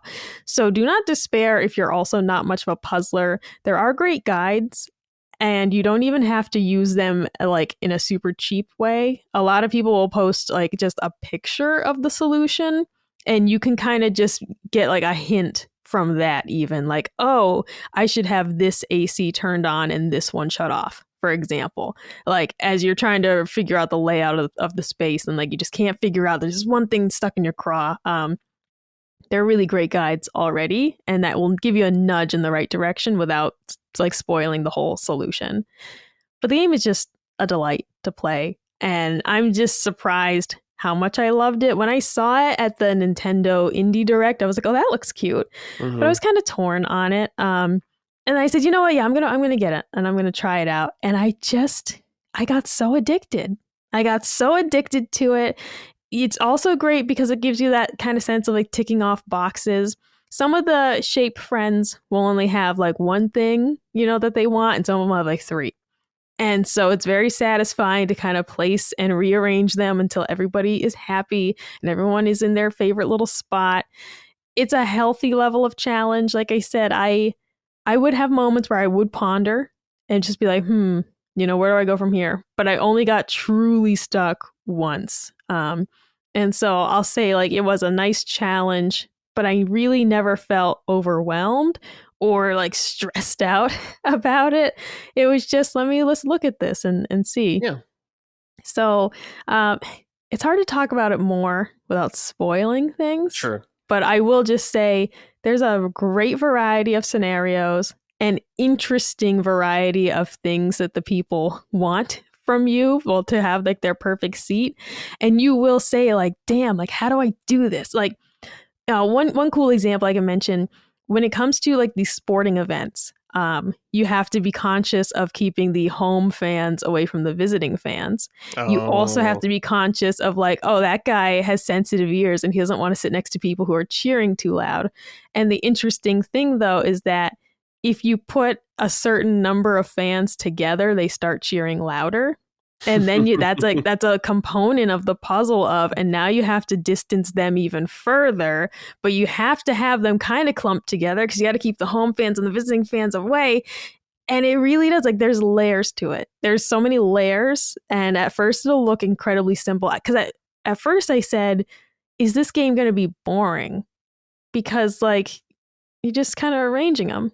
And then as it gets more and more layers and complexity, it's not boring by any means. And all I could think of is I just want to do the next one and the next one. I was finding myself struggling to put the game down at night because I just wanted to keep playing it. So I loved it. If you want a nice little puzzle game to beat over a weekend or like on a flight, for example, this is excellent. And I sincerely cannot wait for them to hopefully do more. I hope they don't like make a complete departure and their next game's like a Metroidvania or some shit. It's like, give me more of this for the love of God. Yeah. Because it's an amazing little game. I cannot recommend it enough. Colin, did you see Micah playing any of it? Yeah, I watched her play a couple stages. Then I was wondering, I'm like, well, maybe this will come to PlayStation. I would like to check it out, so I didn't want to spoil too much of it for myself. But I did watch her play, and I liked it. I think it's $10, right? Yeah, it's only $9.99. Very appropriately priced. Yeah, it looked like something relaxing and fun. And I agreed. I liked the aesthetic. I thought it was very cute and a very fun idea. Probably good on a touch platform, even more than console like PlayStation. But yeah, I did watch her play it, and I really thought it was cute. So I'll probably check it out if and when it comes to PSN. I assume it will. Yeah, I bought it on Steam. Definitely look forward to playing it sometime. Looks relaxing. Yeah, and that was something you had asked me, Brad, does it have touch controls on Switch? It does. Okay. I did just use my controller the whole time, but it does have touch controls on Switch, if that's your preference. Yeah, good to know. Let's see here. Giovanni D'Amico. How do you say this, Colin? Italian boy. Giovanni D'Amico. Amico. Just got 100% completion on Is This Seat Taken yesterday and really enjoyed it. I played on my phone and it was a fun way to pass a few hours over the course of a week. Nice little in-between game for your downtime or before bed. If you ever planned the seating tables for your weddings, trying to figure out who would get along with whom, you wouldn't want to sit with kids, who you wouldn't want to sit close to, the music, etc., then you've played this game in real life. So yeah, managing all that kind of shit, make sure your guests are happy is the game. It's a novel idea. Dude. It's a novel idea. Yeah. Yeah. Well, I love that comparison too, because doing the wedding seating chart for our family was fairly simple. It was more so of like, oh, geez, like the tables only seat 8 people. And in reality, everyone would be happiest if I could squeeze like 10 people per table, because I know it's going to be like, well, I wanted to sit next to that person. It's like, well, so did I. It was like, it's not a matter of conflict. It's a matter of everyone wants to hang out with each other. But I loved that he compared it to that, because yes, I had that feeling doing the wedding seating chart of like, what will people be content with, because it's like, geez, Louise, you're trying to fit, 80 people and make them all somewhat happy where they're being assigned. Yeah. So the game though is not that stressful for sure. Yeah. I think you said this on Punching Up before, Micah, but it kind of reminded you of like the I Spy books where you just kind of have this blank or this thing you stare at for a long time. You could just really take your time and go at your own pace. Yeah. Exactly. Because I love, or like, where's Waldo? You're just pondering. It's not stressful. There's nothing stressful about a Where's Waldo book. You're just looking for him. And you're observing all the things. You're also looking for the random topless woman that's in one of the books. We would always look for that because we'd always forget where it was. But it just was. It's like you're just pondering. I'm just a wizard pondering my orb, and it's very low stakes and very low key. And like I mentioned, my favorite thing is just that there's no penalties for putting someone in the wrong space. There's no there's no minus 10 points because you sat them there and you shouldn't have, and you got to reset it. It's just like they'll make a frowny face because they don't like it, and then you just put them back. It's things like that. It's like there's no penalties. There's no you got S rank because you didn't make a single wrong move. None of that. You're just rearranging your little dudes until they're content. And you also don't have to get everyone to be on the same page. If somebody's unhappy, you just don't get as many points. And I do think you need a certain number of points like to progress. But as I mentioned, like I was able to do these like an 100% each stage, just taking the time with it. If you want to like speed through it and you don't care that half the people are unhappy, you can do that. Yeah. But it's fantastic. Just truly a very well made game. Cool. Colin, did you ever play Where's Waldo on NES? No, I don't think I actually did play that game. No. Yeah, I'm looking at it right now. It looks like horrible trying to find Waldo in this game. I'm sure it does. Who the hell wants to do that? Yeah. Dude, picturing what that would look like on an old ass TV, like you're trying to find him. Fucking crazy, Waldo. dude. NES. It's like the visuals aren't good enough. He's almost too easy to find in these. Well, because you think about it's like, you're thinking about what people's TVs looked like at that time. And it's like, well, how challenging can we make it? Because like those are the type of TVs you get closer to and it almost gets worse. So it's like, well, you're going to have some kid like eyeball right on the screen, like trying to fucking find Waldo. You got to make it a little simpler than the books, which were just like chaos. Yeah, man, it's crazy how expensive shitty games were back then, especially. It's so funny, dude. There's like a complete playthrough of the game, like and it's 6.5 minutes long. Because you just know where it is. Spending like $60 in 1985 or whatever, beating it that fast. Holy shit, dude. Yeah, I wonder. I don't know anything about this game, to be honest. Let me see. Developer, Bethesda Softworks. Whoa.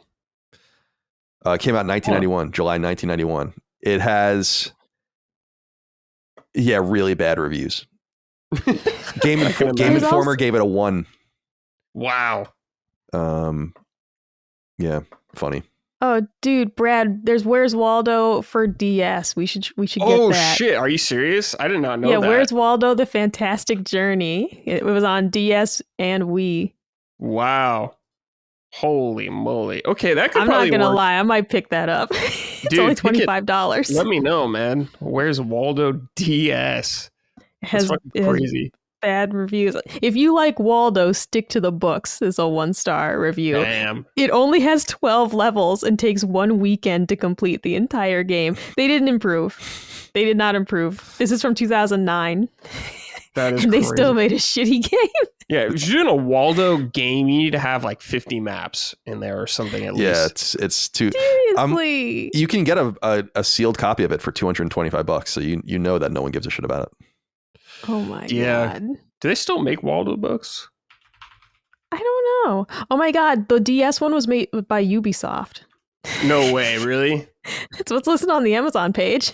There's probably some fucking Assassin's Creed thing in there then. Oh yeah, dude, right on the cover. This is a Ubisoft game. That's crazy. Jesus Christ. Yeah. Waldo. What a time. Oh man. They were fun. I mean, I had liked looking at them when I was a kid, but same. It's like the I Spy books, the same deal of I just really enjoyed these messy looking visual pages. Hunts. Yeah. Yeah. You're just browsing around and looking at all the funny stuff. It's great. It was great. Yeah. Did you like them, Colin? Not really. I mean, it was of my era. I mean, like, yeah. But yeah, no, I don't know. It just wasn't a thing I was really into. Okay. I don't think I even. You're like, why am I looking for him? Yeah, well, I just didn't really. Why am I searching? I just didn't understand what was fun about it. Give me a reason to look for him. Is he going to give me something? I don't know. It's just that. Do I get a prize? It just wasn't something that really intrigued me as a child. Damn, dude. I bet you hated word searches too. No, word searches were good. They're just easy. You know, word searches are just easy. The words just stick out to you after a while. It's just like, all right. I mean, obviously. Well, because it's always a technique. Yeah. You know? I've never seen someone make fun of Colin as much as Micah does. Holy shit. This is crazy. But who doesn't like Where's Waldo? Like, are you kidding me? It's whimsical. You're just looking for him. Yeah. You know, you just and they're big books. They were always really large books, which was what was fun at the library because you would literally be sitting at a table with your friends and like you could have 3 people around the book looking for them. And it would still take several minutes. It was excellent. That's true. Yeah. All right. Shout out, Waldo. Wherever you are, if you're still alive. I always remember like people wearing the Waldo for Halloween costumes. Yeah. Fucking lame. All right. Get a better costume. Goodness gracious, Brad. Not everybody wants to go buy a costume. It's a nice one. You could probably do it rather home. You be just like a classic Dracula or something, just real shitty, cheap. I don't give a fuck. Waldo, lame. No, Waldo's a lame character, right? I said it. Where's Waldo's British? Do you know what it's called in Britain? Where's Waldo? I don't know. Where's Wally? Where's Wally? Wally. Yeah. Where's Wally? And yeah, Wally? The first one came out in 1987. So yeah, I was like right in my yeah, right there because I was born in 84. But fucking Wally. Yeah, I don't get it. I don't get it. To each his own, though. I do like the books, but yeah, Waldo himself, dork. Martin Hanford is the guy who came up with him. Yeah. Well, thank you, Martin. Thanks, Martin. Are you attracted to Waldo, Micah? I mean, he's just a guy. That's just a guy. You seem defensive about Waldo. Yeah. Well, I mean, there's nothing about him that stands out as someone I would enjoy. He's not old, you know. He's not.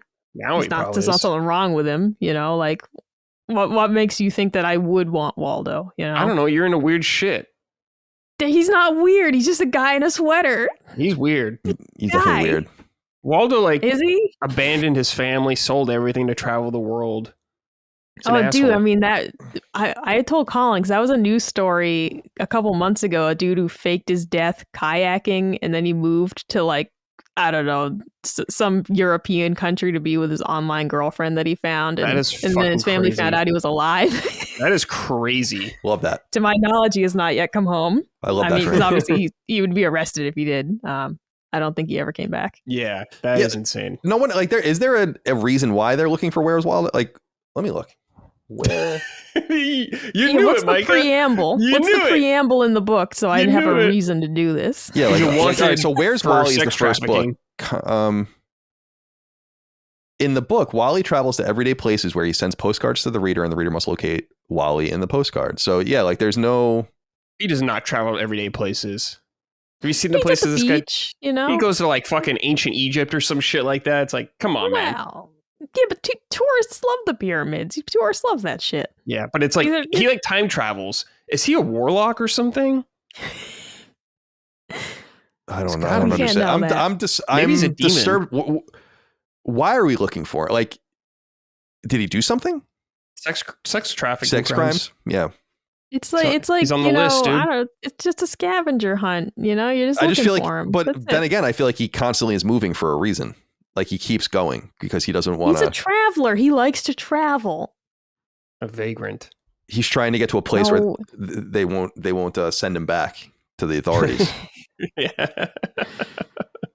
Yeah, Waldo fell in with Nambla, and now he's on the run. Oh boy. Oh man. Oh boy. All right. Next game is what I played, which is Sword of the Sea. This just came out very recently. This is by Giant Squid, the developer behind Abzu and The Pathless. This is a very strange game to talk about because I don't really want to spoil anything for people who play this game. It's very much one of those games that you're better off not really knowing anything about it when you go into it. So I'm going to make this very surface level, and kind of talk about it just very briefly. Right away, though, if you like games like Journey, if you enjoyed that, you're going to have a good time here. Loved it. I think this will be right up your alley. Pass. Yeah. So, Colin, I think you will enjoy this. I definitely think you should give it a spin. But yeah, you are just kind of this weird spirit thing roaming around the world, much like Journey. But you ride on this sword that is like a skateboard, essentially. You can fucking do tricks on this thing. And there are like a couple, like you get tossed into kind of areas and you explore. There's tons of optional stuff to explore, I guess, like of the area. A lot of it's just kind of getting lore and understanding the world and like what's going on and all that kind of stuff. There are a few occasional like stunt courses I found maybe like 2 or 3 throughout my whole playthrough of the game, but where it's just like rack up a score like Tony Hawk, which feels kind of out of place, but it works somehow because there's no dialogue in the game. There's no like text besides like the lore you read like that. Like no one's talking to you. It's all very quiet, wonderful music, and surfing around on like the desert. That's kind of where you start the game. It feels really good on the DualSense. Like I really love the way it felt carving through the sand and everything like that. Visuals are gorgeous. I loved the art style of this game so much. And it is such a peaceful game. And like playing it, dude, I felt free. That's how I would say when I was playing it. I just felt free. Like I was out there outside spreading my arms wide open in a big field. That's what it felt like, very jolly and everything. But I don't want to talk about it, like the locations and everything like that, because you definitely don't want to get spoiled in anything you see in this game.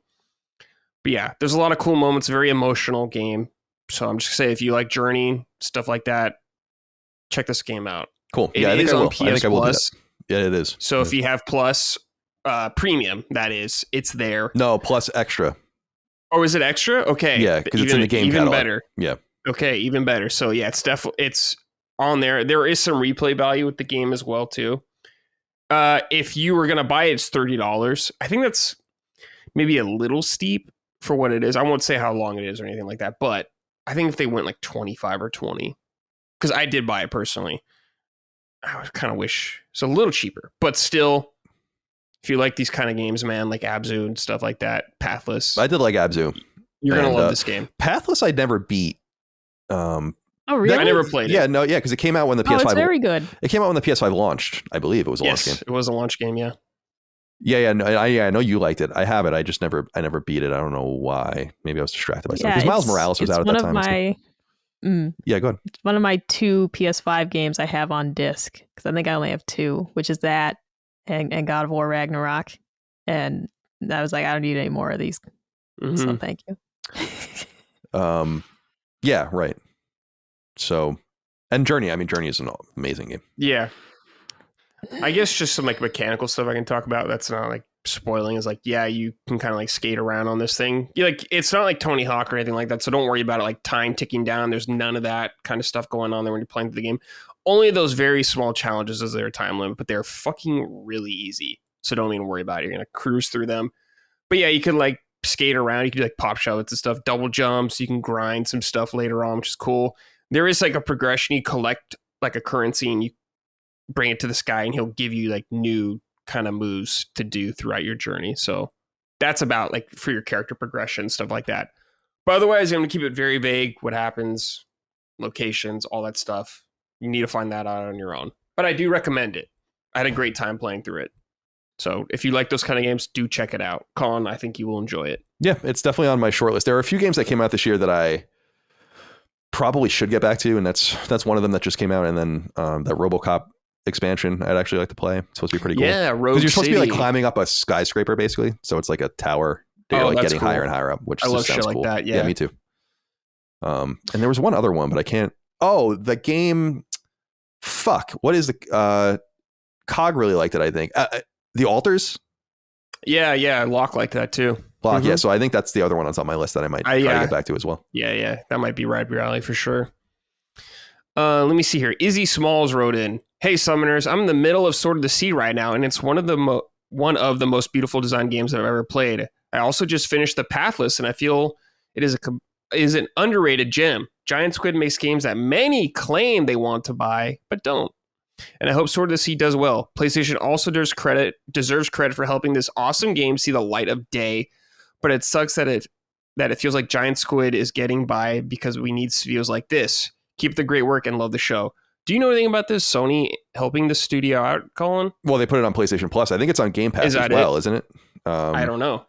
So I think it's them taking the money to survive to the next game, probably, as opposed to seeing, it's what Sean Layden was saying recently about how there's just no upside to subscriptions. It's like a survival mechanism, but you're never going to buy like your fucking Lamborghini or whatever on that. But if you're not willing to take the chance, then $30, I'll be the judge of it for myself personally when I play it. If it's worth $30, I'll gladly buy it for $30 because I like them. And I know a couple of people that worked on this game too, but because there's some people from Naughty Dog on that team. Oh, but so yeah, I think it looks cool. I kind of forgot about it. Again, we're just in such. This is another game that 10 years ago would have gotten a shit ton of attention. But I was thinking that same thing. Yeah, because even Abzu got a lot of attention. That came out in like 16, I want to say, and that got a fair. And that was a good game. I beat it. I never went back and played it again or anything, but I liked it a lot. Yeah. So I like games. I like shooters and fucking action games and killing things and blood and all that. I think it's awesome. But it's cool when games explore like the spaces between where there can be a softer, more emotional resonance to a game. Although, again, you don't need necessarily, like I thought Mafia, the Old Country was incredibly emotional. So you don't necessarily need like something weird to make you emotional. I just think it's cool to hit that off base kind of stuff. But yeah, I think it's very much like walking simulators. Gone Home would get no attention today. No one would give a fuck about Gone Home. And I say that as someone who loves that game. And they shouldn't. Oh, I think I game awesome. Were you one of the people who was like, I cried when I played Flower? That game really. Hey, Flower's really a sick game. Soul. I didn't cry when I played Flower, but I was taken away with Flower. Though Flower was awesome. Yeah, I love Flower. Goodness gracious. But again, Flower's another one of those games where it's just a time and place thing because that game company themselves don't get it. Like when Sky came out or whatever, like no one cared about that game compared to like the way they cared about other things. There's just too much of it. It's what I feel about. There's like side scrollers I've played. I've said a million times that are like that no one cares about. That I'm like, this would have been like the biggest Xbox Summer of Arcade game in the fucking world in 2008. But it's just different now. Yeah, one day Micah will enjoy Flower. Just too much of a Flower's awesome. Bro. What's wrong with Flower? It sucks, but it's just one of those things. It's just one of those things. It is. I didn't like Journey. I didn't like Flower. It's no guns. Micah's out. Frou fucking artsy fartsy shit. It's fine. It's fine. Did you like Flow? I guess probably not. That was the most gamey of those. I don't know that one. That was the one they did before Flow. I don't.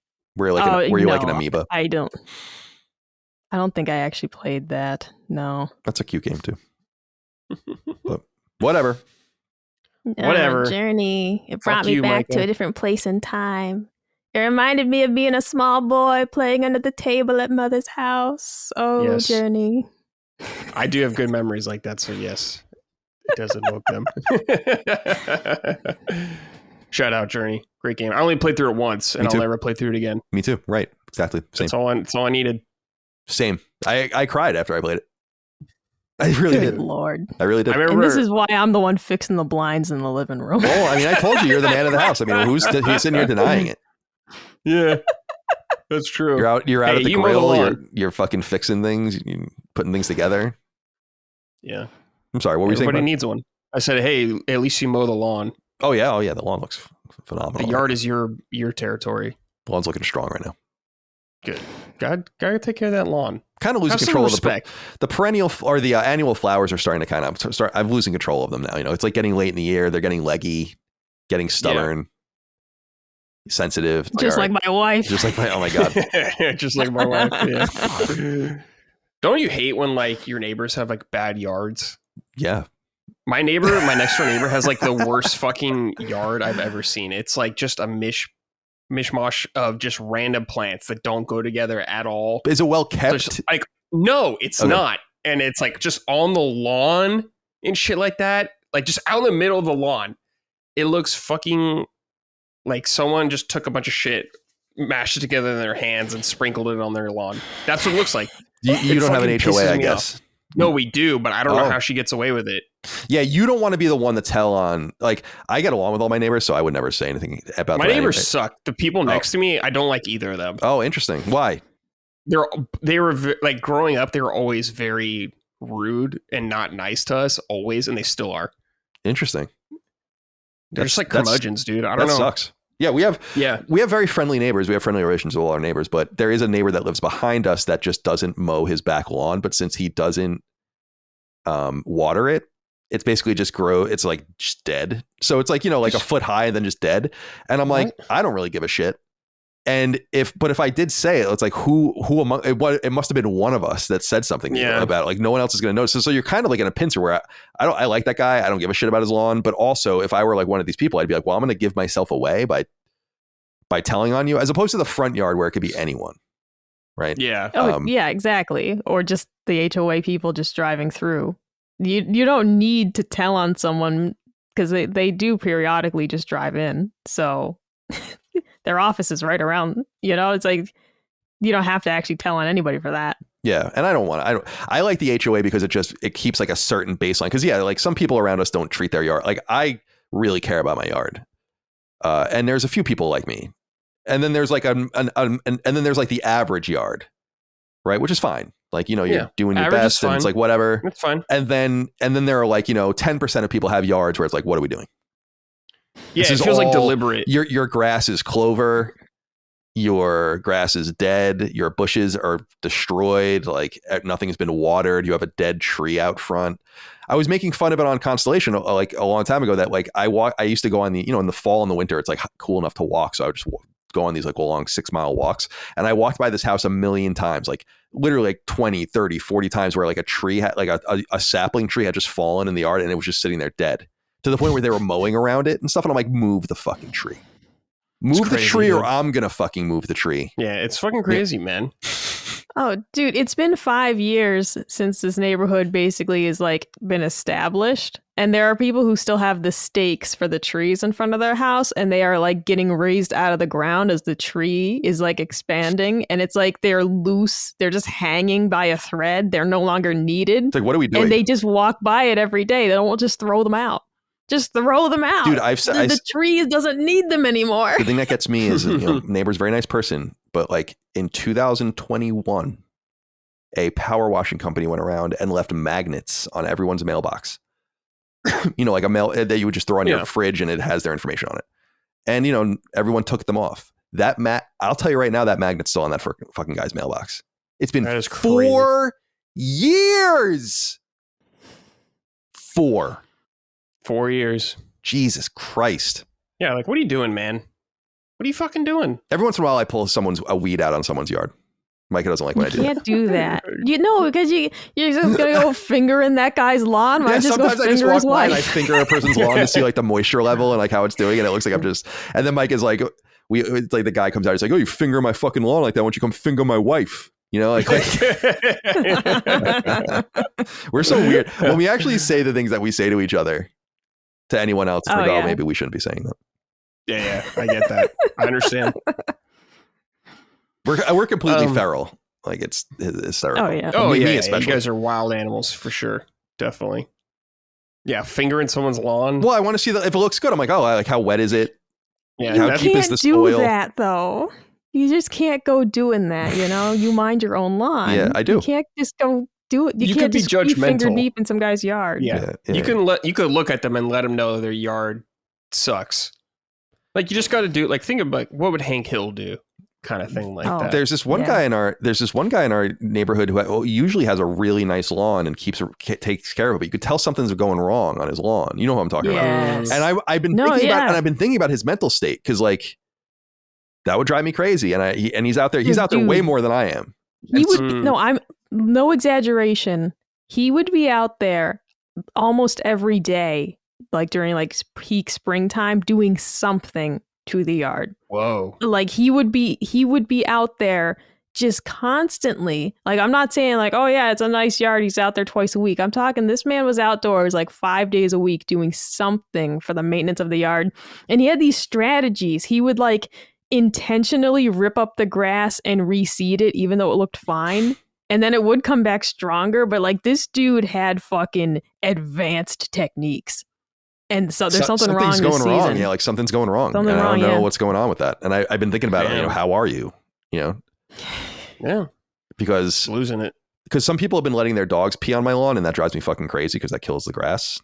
That's like literally dirtbag shit. Yeah. And so I finally had to get like signs to put on the lawn and be like, don't let your dog pee here. I don't let my dogs pee on anyone's lawns. It's not that hard. My dogs are fucking retarded, right? Like, yeah. They have like 3 or 4 brain cells between them, and they understand like when I'm pulling them away, like, don't do it. You're gonna kill my grass. Yeah. I'm gonna kill you. Yeah, it's kind of upsetting they even have to put up a sign. That's exactly right. That's why I told the story a long time ago. I put up a passive aggressive like people. We have a mailbox surrounded by soil and mulch and shit, and then the grass begins or whatever. And so there's flowers there all the time that kind of defray people from doing anything. But then like when we rip them all up in the winter, and then people sometimes let their dogs pee on my mailbox. And it stinks. And it's like, it stinks and it attracts. But the reason you don't do it is because it attracts other dogs to it. Like that's the major reason you don't let your dog pee where they're not supposed to, is because it just creates a cycle of dogs. Now, like you've created a major problem for other dogs and other people that are walking their dogs and shit. And I kept like washing it off and trying to spray. And then I eventually I like just wrote a sign on cardboard. I'm like, it should go without saying, stop letting your dogs pee here. And then it stopped. And I had it facing inward. So like you'd only see it from the sidewalk. And it's like, it's exactly that. It's like, I shouldn't have to say this. Like have some fucking respect. And then people busted balls last time we said this, right, Micah? That like you just let your dogs pee and shit anywhere you want. And it's oh no, dude. Okay, so there was one guy who about the mailbox who was like, well, what do you care? And it's like, because it fucking smells like piss every time I check my mailbox, and I don't live in some shithole city where people shit in the roads. You might live like that, and that's cool. But I live in a decent place where people aren't naked walking around.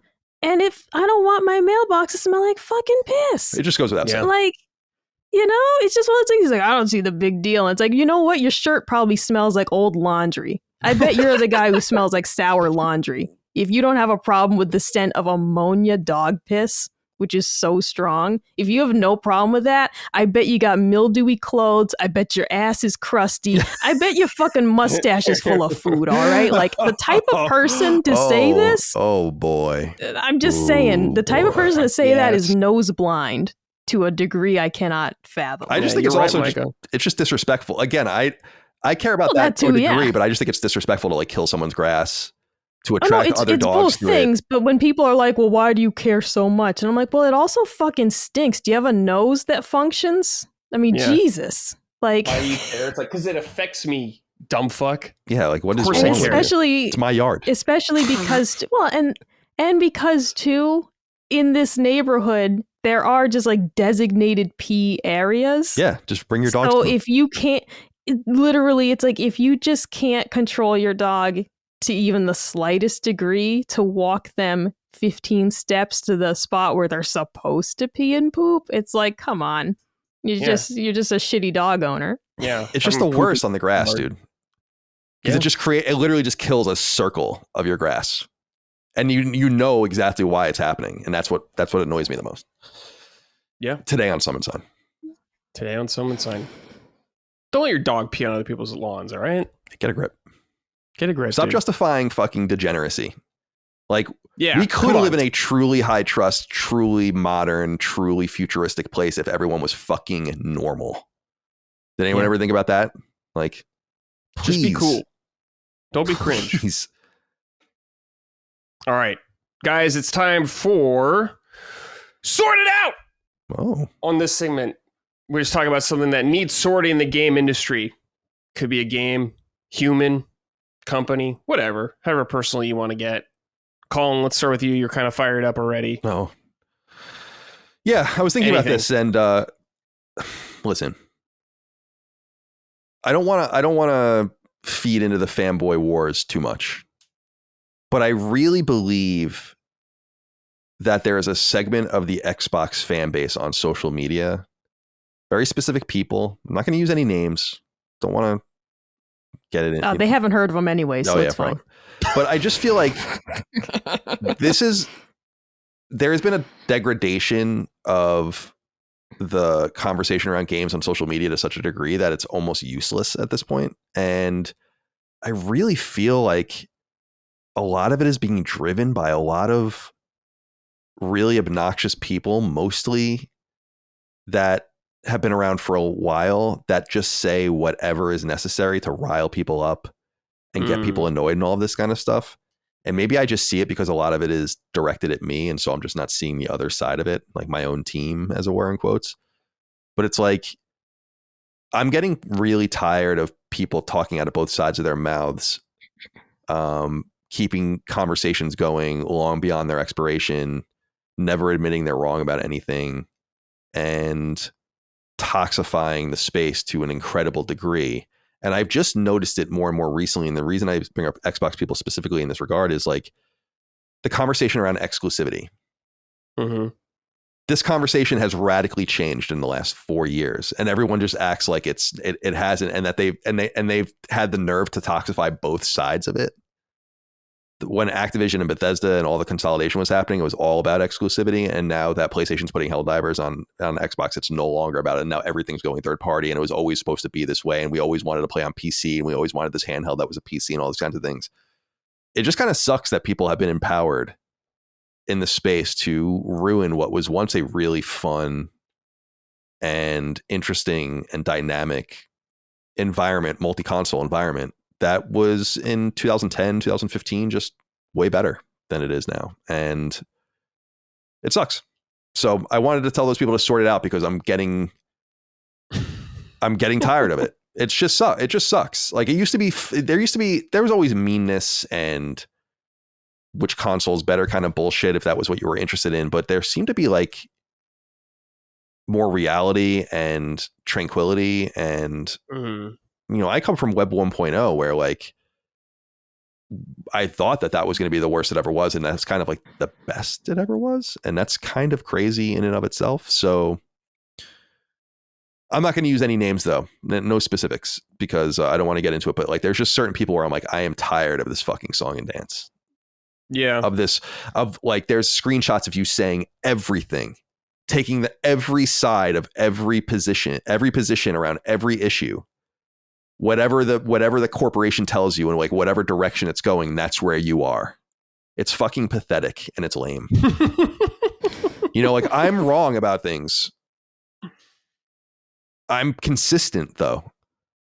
And you can tell like who does and doesn't listen to the show when I get, like when people are busting balls about PlayStation publishing games elsewhere, it's like, dude, no one's been saying that they should do this more than me.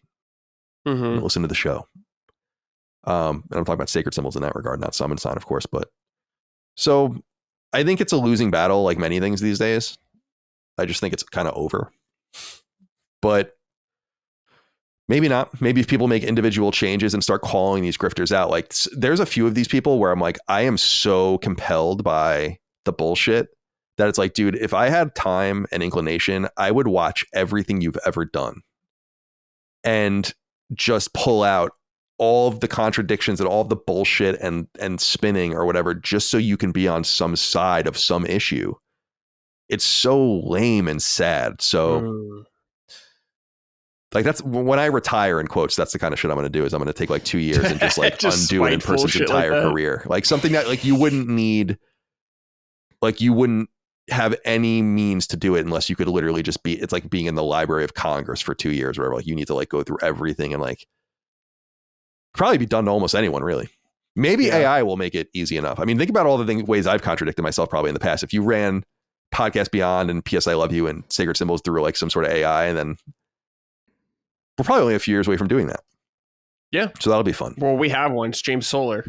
Well, he's our AI buddy. James Solar's in. Well, we put him in Arkham, as I remember. So not a great place to break out.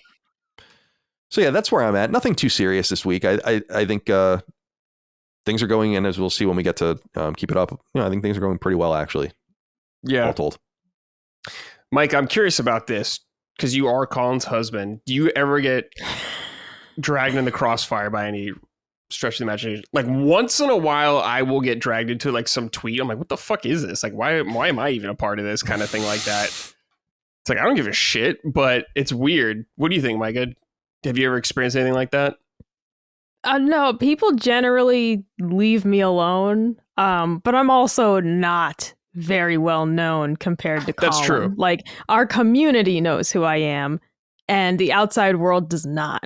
So like the biggest Xbox tweeter, they don't know who I am, and it's great. It's actually fantastic. Yeah, it's good. I also, though, I stay on the Twitter tab that's only people you follow. I stay over there. Yeah, and I don't look at the other one. I never look at For You. Oh. It's all bullshit. It's all garbage. Stay out of there. Bullshit. I'll see people be like, Twitter's infuriating. It's like, bro, click on the following tab. It's excellent. Dude, 10 out of 10 experience. I like the For You tab. I mean, that's where I spend most of my time on Twitter. And I would say 10 to 20% of it drives me insane. And then I'm disturbed about how tuned in 80 to 90% of it is to exactly what I want. Right? Like it's getting better. I think the more you use it.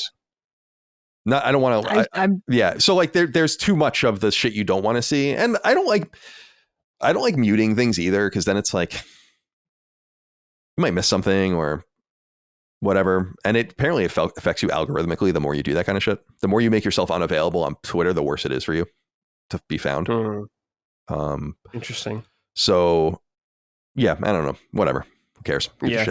You're caught in the console wars forever, Colin. This is what the platform. I'm a partisan. Like I am. But I don't consider myself a fanboy. Mm-hmm. I don't. Some people can interpret that however they want. There are going to be plenty of people that disagree, but I just don't know how you can listen to my analysis of PlayStation and think it comes off as fanboyish. Yeah, very critical. But I am like that to me is an impossible thing. Like it just doesn't square. Like who that's why I always say you just know who listens and who doesn't. Like it's just impossible for you to listen to the show.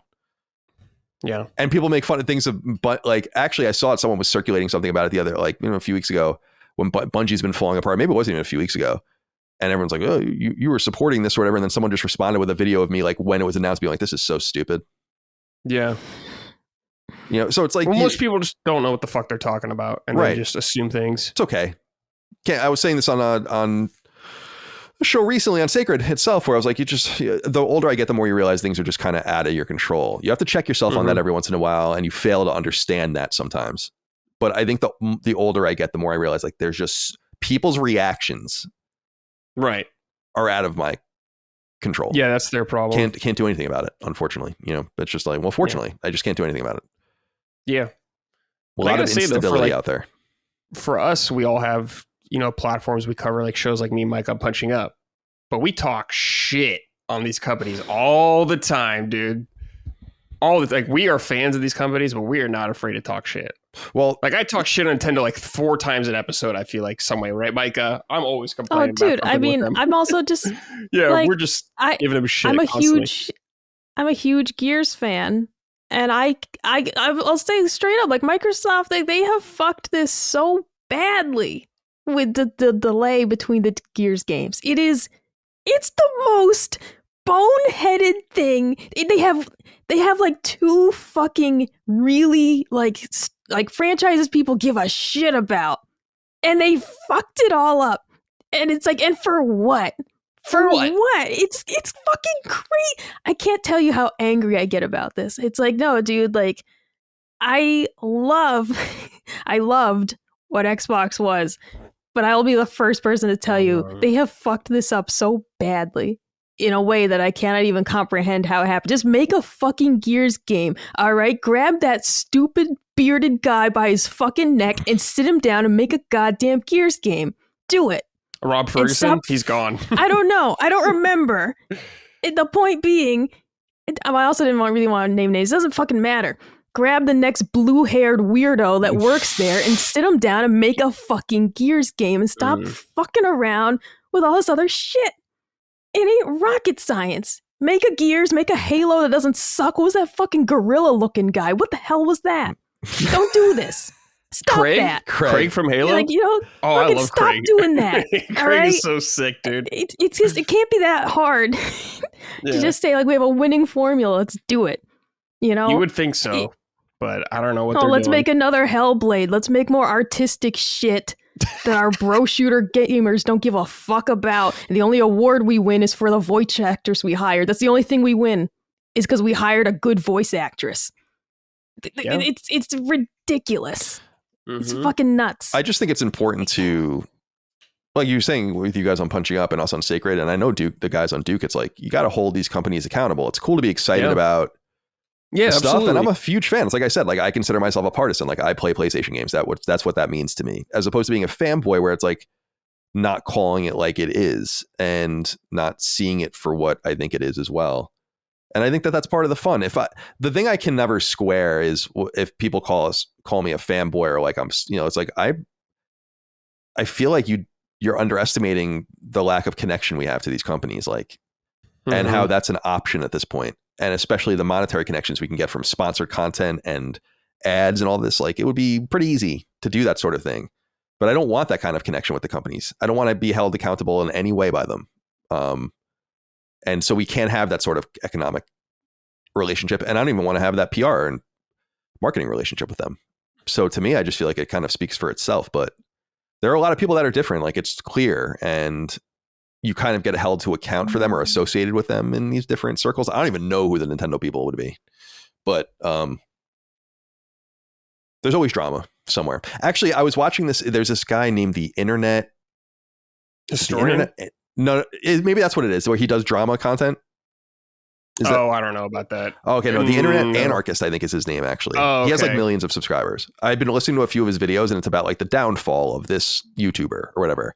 And it's like the downfall of this TikTok user that has 5 million or 10 million or 20 million subscribers or whatever. And I've never heard of them in my entire life. And it's like, that just goes to show you how irrelevant all of this is. These people, many magnitudes of order of magnitude times bigger than me. I'm listening to these videos. I'm like, I've literally never heard of this person in my life. And they have this whole arc, this tragic fall. Yeah. And people love it. They just love it. Yeah. For some reason. I guess I'm watching it, so I'm also enjoying it. Yeah. Yeah. It's crazy. Okay. Micah, do you want that to be your sort out, your Gears of War rant right there, or do you want something else? You got something else? No, we've done that before. We've done that previously. Dude. 11 times, in fact. Keep doing it. Keep doing it. No, I'm very upset to hear that Elden Ring runs like shit on Twitch too, from the people who previewed it. From software staple, baby. I'm not surprised, maybe, but I am really disappointed. Mm-hmm. And my promise to play it on Switch is very, very like hinging on the fact of if it's playable. Because I'm definitely not going to spend full price on a game that's bad. Don't. But I'm very disappointed. And whoever makes those games, if you don't fix it, I'm going to fuck you up. Yeah. So, I don't know who's porting it. Fix it. I don't imagine it's from software themselves. I mean, they're not known for technical chops anyways, but... Yeah, it just needs to run. You guys know me. I'm frame rate blind. I can't see shit. Yeah, Micah's complaining, but it just dude, needs to run. Well, this just because people are saying it's to the point that during fights you're getting messed up because it's like dropping so many frames and slowing way down in a game that requires some precision. Yeah, that's a problem. If you can give me a like really stable 30 frames per second, I'm fucking golden. That's fine. But you can't drop lower than that, like in a game like this. So I'm very disappointed. They gotta sort that out before they release it, or else I will be very upset, and they're gonna find out what me being upset means. It's I can't find any information about who is working on the port because certainly they're not doing it like you said. I can't imagine they would waste their time doing it themselves. Yeah. Bodes really badly for Switch 2's interaction with new games. Oh yeah, I think it's even worse now than it would be at this point with Switch, and because they really did figure out how to get things going on Switch. They even bought that team. What was that team? Next Level or whatever. That was like porting things to their platform. I think they did Hogwarts Legacy and a few other things. It's like they've never needed anyone else. But I think that they're going to be on an island by themselves with some of this shit, like in the years to come, because it's like their Call of Duty is ultimately coming over, for instance. It's like they're going to have to cut the PS4 version off eventually, right? And then you're going to have this kind of like interstitial version. And is it really going to be able to interact with the other versions fairly? And I don't know. But I don't know if it matters. I don't know if they even give a shit. Maybe it'll be cloud streaming only or some dumb shit like that. Yeah. Elden Ring, the first time they did it. Elden Ring, what did it run at on PS5? I don't even remember. Not a consistent 60. I'll say that for sure. Maybe it's been pro enabled now. I don't even know. Nope. 30 million copies sold apparently. Night Rain does not run good on PS5. From Software just usually has bad tech. Usually. Yeah. Occasionally, like Sekiro ran good though. I remember when that came out. I was surprised. But could be better. For me, my sort out is the fucking Konami and Metal Gear Solid Delta. I'm very excited for this game. The performance of this game is not good though. It is even worse in some instances on PS5 Pro than the base PS5. That's what I heard. Which is unacceptable. Yeah. It's like, what are you fucking doing, man? How is this happening here? It's ridiculous. It is. So that has really took the wind out of my sails with this game. Because I love that game. I love the original Metal Gear Solid 3 so much. And I really want to play Delta, but it's like, I don't know if it's going to be a day one now, dude. I don't know. Because Lost Soul Aside comes out a day or two later. I might as well just play that instead. Yeah, I'll be busy. Like, I'm going to start tonight from when we're recording. I'm going to start System Shock 2 Remastered. And see if I can get through that. And I was saying earlier in the show that I didn't realize until a night or two ago that Metal Gear has a 2-day early access thing for $10. And because everything's so stacked up, I was like, that might be a really reasonable use of $10 to buy 2 days. Yeah, you know, absolutely. Just to like get things going and like not clog up so much, because it's Shinobi. That's another game that's coming out, and like these other, it's like oh my god, dude. There's a lot, like for me specifically, but it seems like a lot of people feel the same way, where I'm like, it's unusual how much there is for me right now. It's like 8 things or something. Yeah. So I'm a little confused though, because the reviews are good and people are playing it on PlayStation, and I wonder what that's all about. Because did they break it? Maybe it's with a patch? I think it's no, I don't think so, because I've seen like the review footage of it and stuff like that. I think a lot of people just kind of put up with it. With one of those things. Yeah. Because if that's the case, I'm like somewhere in between you and Micah, where Micah doesn't care at all. Like, I really started to care about frame rate, especially this generation, just because for the first time in my life, I was exposed on a consistent basis to 60 frames. So that when something ran at 30 frames, I was like, oh, I see. And now I can't go back. Like, it's impossible not to see it. And now I can see frame rate like really well all of a sudden. Yeah. But it doesn't, but I'm not quite like you and Dustin and others, where it's like, this is going to drive me insane. It's Metal Gear. It's not even a fast moving game.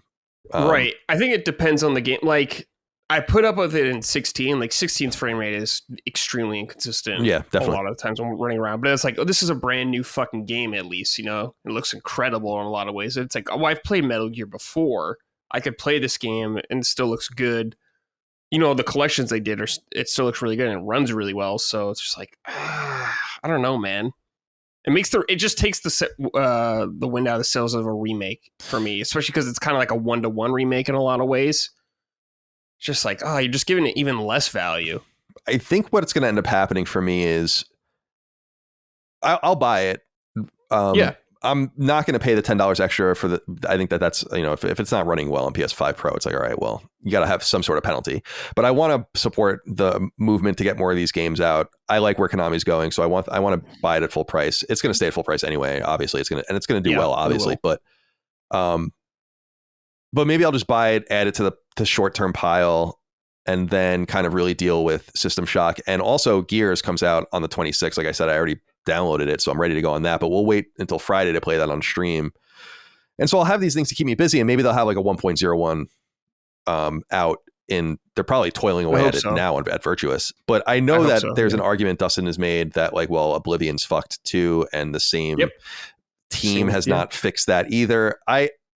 It's true that it is the same company, but it's not the same team. Like Virtuous is a big ass company. I think there's more than 1,000 people there, if I remember correctly. So it's like, it might not be the same people, and it could be a different pipeline, and things might, so I don't want to excuse them. I just want to make it clear that it almost can't be the same people. It doesn't really make any sense. So yeah, anyway, I'm hoping for the best for it, but I've been dissuaded from getting it early, and I'm really looking forward to it. I think it looks fucking dope, but I'm confused by the reviews. Yeah, I think a lot of it is just Unreal Engine 5. Once again, developers having problems with this engine. I'm sure it's going to be bad on PC as well now, because Unreal Engine 5 usually has like crazy stutter on PC. So I'm nervous about that front as well. Because if I can get running on PC decently, maybe with a mod or something like that, maybe that's where I'd play it. But it is disappointing, because I want to play Metal Gear on PlayStation. It's a PlayStation series to me. But I don't know. I do hope there's a day one patch at least that fixes it, because I just played through Colin MGS2 for the first time in over 20 years. Oh yeah, what a game! And I only played the game for one time before that, pretty much. So if you want to hear more about that, a YouTube video should be out by the time you hear this. So nice. Yeah, you and Dustin both have your YouTube channels going now, which is good. Yes. Yeah. So Metal Gear. I think the next one I'll do is Hollow Knight. A review of Silk Song. Cool. Yeah, that's fun. It'd be interesting. Metal Gear Solid 2 is so fucking good. Yeah, I enjoyed it a lot. I still think it's I love it. One of my least favorites out of them, but I did enjoy it more this time around than I remember. It's probably, I never beat 4 and I never really played 5 very much. But out of everything I know, it's like it's probably overall my favorite one. Sure. Yeah, I like 1 and 3 still more than 2. How are you doing with Fat Man? Oh, I love Fat Man. He was great. He was a highlight of that game. Oh yeah. That was like one of my complaints. That game. Some of the villains I don't think are that cool. Oh no, it doesn't. The villains in the first and the third one are way better than the second one. Yeah, but Fat Man is the best villain of all. Fat Man is sick. Yeah. Fat Man is sick. Yeah. Just a fat dude he's just some on roller skates, idiot. on rollerblades. It's like the fucking best. It's like, what are we doing here? He doesn't they don't explain it, nothing like that. He's just got roller skates on, and that's just the way it is. And he's drinking like wine out of a glass. Yeah, never touched on, no backstory on any of that kind of stuff. It's just it is what it is. God bless you. God bless you, Kojima. Yeah. God bless you, Kojima. All right, let's see here. DOP wrote in, this one's for you, Micah. I would like to issue a sword out to Cracker Barrel CEO Julie Massino. Enough is enough. We all know what your agenda is. The ambience of your restaurant was part of the charm. You have removed the cracker and the barrel from your logo. Every road trip I ever took started and sometimes ended at a Cracker Barrel. And now all I have are the memories because I just can't support this piss poor decision.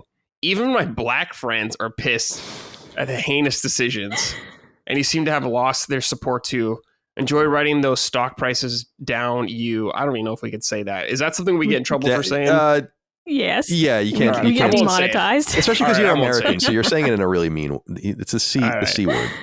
Yeah, I don't want to get demonetized. Yeah, they're down. C-word. They're down from. EOP. I'm sorry. I was gonna say they're down from 68 to 54 on the stock market in the last month. So not all of it is from this, but yeah, people are not happy. Dude, okay, here's what I said to Colin when I saw the logo change. I was like, the dumbest thing about this is that part of their business is selling the rocking chairs. And it was just like, it's the logo, and it's the old man in the chair, but it's like they sell those fucking chairs. They're known for them. It's part of what you buy at the Barrel. They're known for those rocking chairs. And it's like, it's so just sterile is what I hate about it. Yeah, I'm not, it is. I'm not saying that they shouldn't have ever changed a single thing. Okay. Mm-hmm. I could see some improvements to be made, but it's because you walk in and it just looks like a fucking 99 in there now. I like the 99, but it's like, it's just one of those things, like, it just feels like so interchangeable with any other restaurant now. And that's what sucks about it. I got an email from them today because they're doing a free shipping event, and I was like, maybe, but I'm upset. I'm upset. I want to note too, all right, like, because he mentioned like even his black friends are upset. When you live in a black area, that's who's at the Barrel, okay? Like, I don't like this narrative that only whites like the Barrel, all right? Back home, the Cracker Barrel was near the mall in Holyoke. And when you went in there on a Sunday, it was every black church lady. They had the hat. They had like the color matching outfits. All right. Like, Cracker Barrel was a hopping place of cultural diversity. All right. It's just a matter of where you live, though. If you don't live near a lot of black people, then yeah, it's going to be the whitest place you've seen all week. Why would it be? Why would it be whites only kind of thing? I've never been to one. I mean, people... So, like, Cracker Barrel has, like, a reputation for being racist, but truly, I have only ever gone there and gotten excellent service. I have had no issues. I also, though, like, yeah, this is an area with a lot of diversity, so we go in there, there's black people in there, nobody's looking at me like I don't belong in there. I don't know, if you live in a weird racist place, then probably that restaurant is too, but I would wager the Chili's down the road also is probably racist if you live in a racist place. That's true. Like, yeah.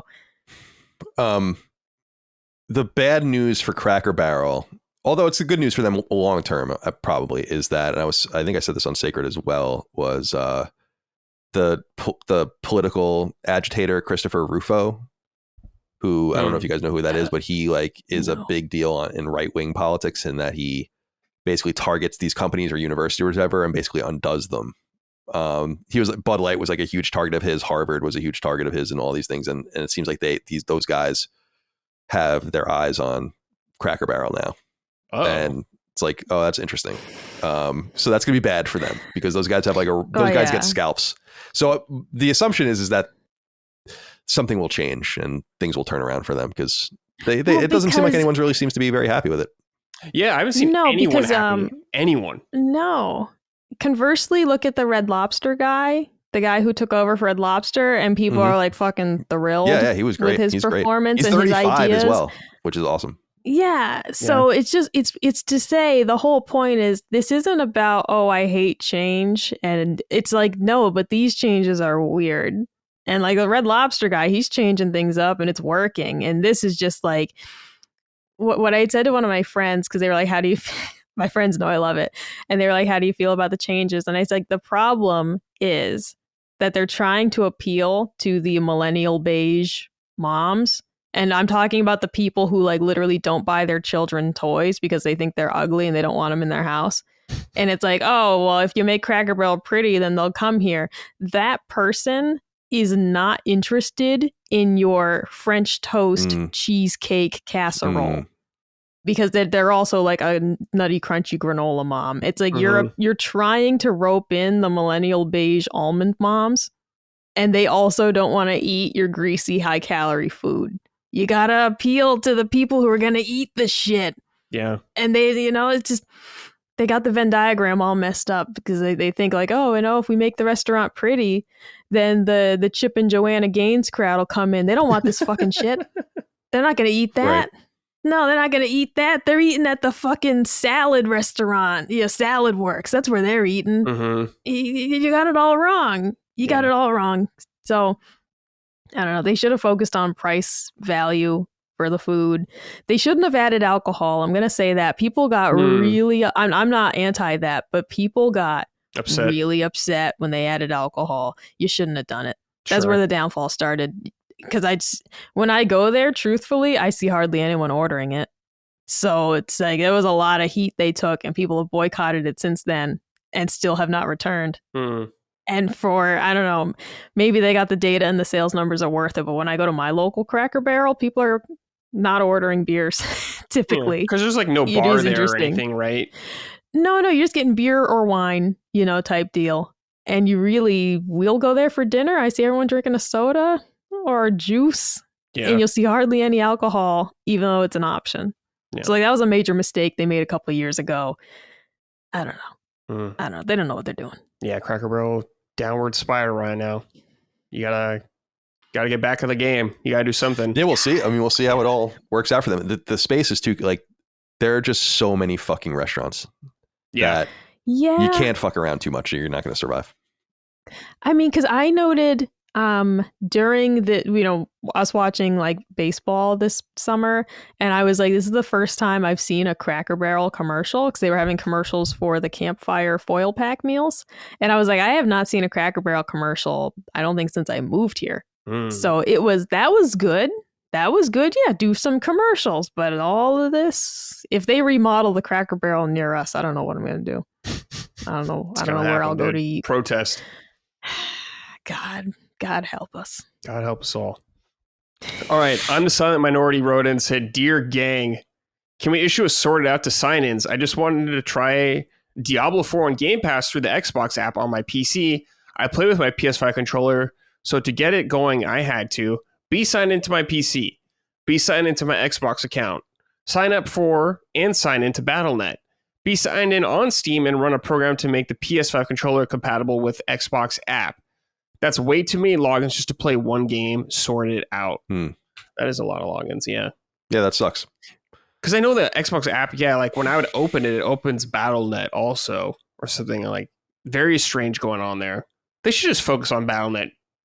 They should put all their effort into that instead of whatever the fuck they're doing now. Yeah, Battle.net is probably their best chance to getting a Steam competitor going. Yeah. And there will be no true Steam competitor, but at least something exists that people care about. There's really only a few of those platforms. More than their Xbox or Microsoft store. But they do put stuff on Battle.net, which is good, like Avowed. And Avowed went on there. Yeah, that was interesting. So, yeah, we'll see with Xbox what's going on there. All right. Keep it up time. The exact opposite sort of stuff we're pleased with in the gaming space. Colin, what about you? Is there anything you're pleased with? Yeah, I wanted to say keep it up to Take-Two. And I've been talking a lot about Strauss Zelnick the last few weeks because I've been watching some interviews with him. And they've been talking a little bit about their financials. And he said something that really just resonated with me in so many words, where he was just saying that no room for good games anymore.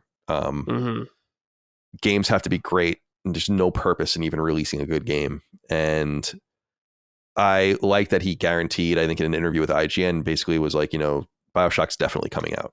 So Rod Ferguson going over there, huge acquisition. I was really singing the praises of that decision on Sacred because he's known, as a quote unquote closer. And for people that know the story of BioShock Infinite, and specifically, he's the one that dove in. He left Epic. And before he ended up at the Coalition, he was at Irrational helping them ship BioShock Infinite and was a major player in getting that game to market. And that game is extraordinary. So obviously they've needed help before. It's not unusual. BioShock and BioShock Infinite both had tortured development cycles, and Judas is obviously having a protracted development cycle. But that's part of the fun, and why I wanted to give Take-Two credit is because they realize that there are just certain people that need time and money, and whether they've made good long-term investments, though Irrational fell apart, they gave Ken, they understood what they had with Ken Levine, and they're like, well, just here's money, found a new studio, and they've slowly been making this game, and you just know it's going to be great when it comes out. They very wisely got in bed and finally bought Gearbox after all those years of working with them on Borderlands. And obviously they got it at a cut rate because Embracer was so desperate. So the deal was right. But I don't know if you guys saw, Borderlands 4 is the best selling game on Steam right now. And it's not even out yet. Oh, is it? Interesting. Meanwhile, Grand Theft Auto is going to break records easily. It's going to sell.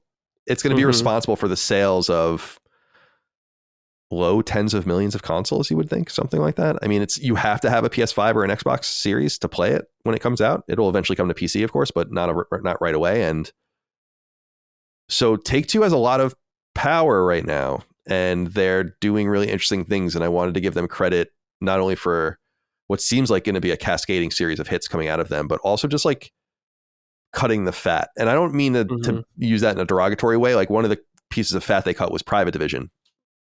And I don't necessarily think that was a wise fiscal move from a money-making perspective. What it says is they want to focus on the big things. They want to make like great products, and there's just so much you can do and so much you can concentrate on. So being involved with the new Outer Worlds or something, not that they were going to publish that anyway, because Microsoft bought Obsidian, but I just think that they've made a series of wise choices to focus on big tent poles, and there have been missteps. I mean, the Borderlands film was bad by all accounts, or most accounts, but I think that this is going to be an historic next 12 months for the company. And, beginning with Borderlands, Judas will probably come out sometime in the next year. And then, of course, and BioShock at some point, probably in 2027. And then in the meantime, you're going to have the Grand Theft Auto. So they're well positioned. And I wanted to give them a shout out because I think they're doing good. And it's cool to have an executive that proclaims that he doesn't play games, but seems to understand them plenty well. And at least has people around him that understand things. And scoring Rod Ferguson to come in and parachute in and save the next BioShock is appropriate.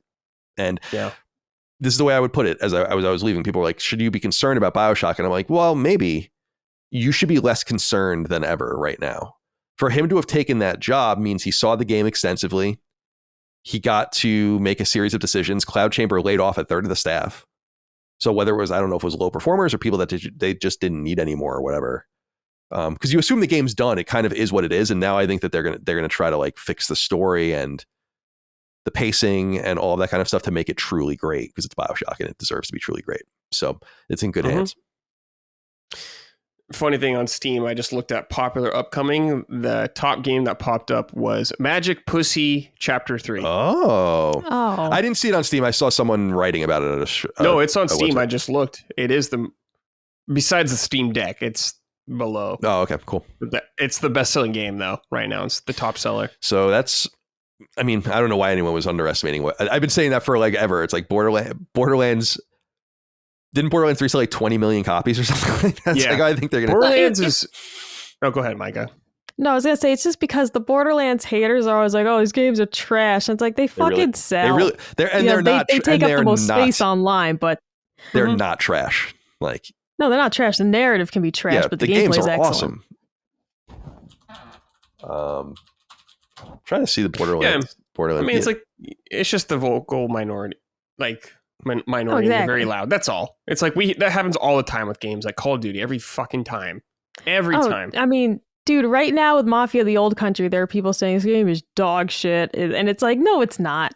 It's not. You maybe didn't know what you were getting into because you're an idiot and you don't know what a linear experience means. But that's your fault. If you thought it was going to be like Grand Theft Auto and you're disappointed by that, you cannot read. Yeah, maybe your eyes were shut when you bought it. I don't know. Yeah. Micah, anything you want to keep it up to this week? Yeah. Keep it up, Nintendo, for not giving Brad any details about Metroid. That's okay. I can wait. Him a release date. You're going to be waiting a long time. I've been waiting a long time. You're going to keep waiting. Everything I love, Micah, I have to wait like a decade for.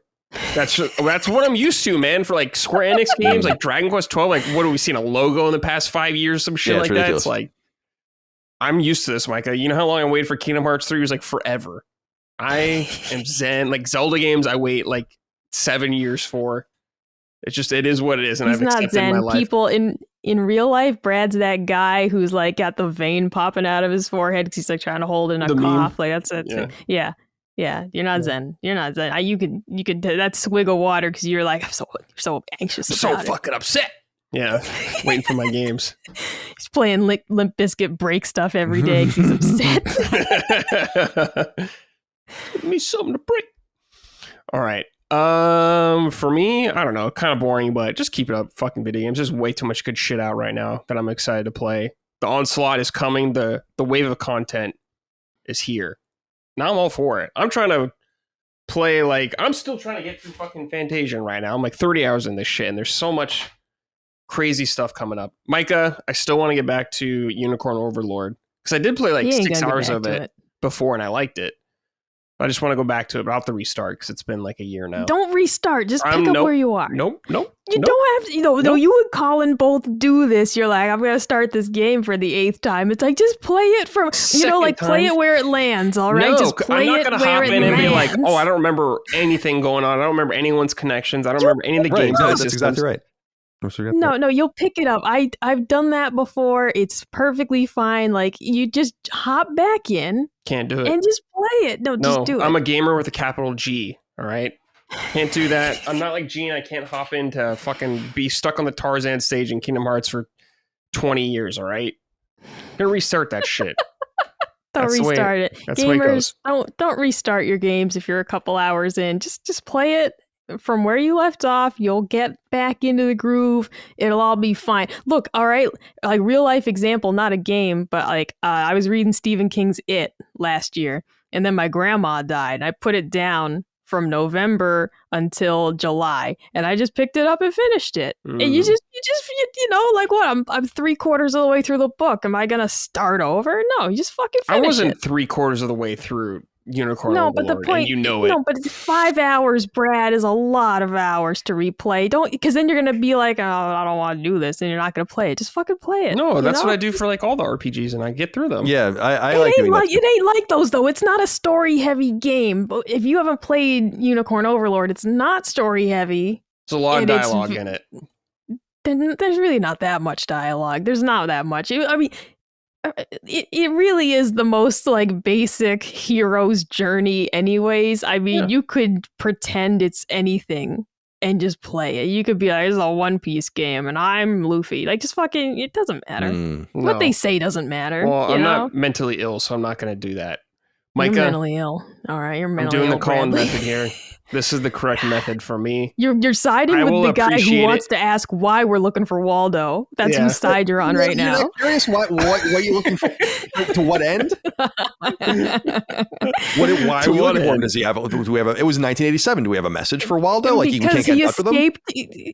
He escaped the Nuremberg trials and we're looking for him, all right? He went to Argentina and we're searching. Oh my God, the Mossad would fucking clower Waldo. He wouldn't be able to stay hidden for very long. Well, they were dragging Nazis out of fucking Peru 50 years after the Holocaust. Come on. Waldo wouldn't stand a chance. Well, Commandant Waldo's Waldo. I never got caught. All right. Matt Kurielowski wrote and said, hello, Brad. My keep it ups to Moore's Law is dead.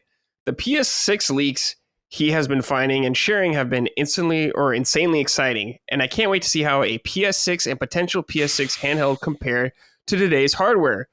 His show is great, and he meshes insanely well with Colin. I can't wait to see more future collabs with LSM. Watch out for BTs and BBCs. Matt. Okay, I will, Matt. But yeah, Colin, you talked with Moore's Law is dead. Yeah, he's great. He's had all. And they are interesting. He's had all the PS6 scoops. It's awesome. Yeah. So yeah. Really excited. Check those out. You just did one with him pretty recently. Yeah, a couple weeks ago, right? A week or two ago, I think I had him on. Yeah, because he's had a lot of stuff about the PS6 and the PS6 handheld, and so I understand he's going to have.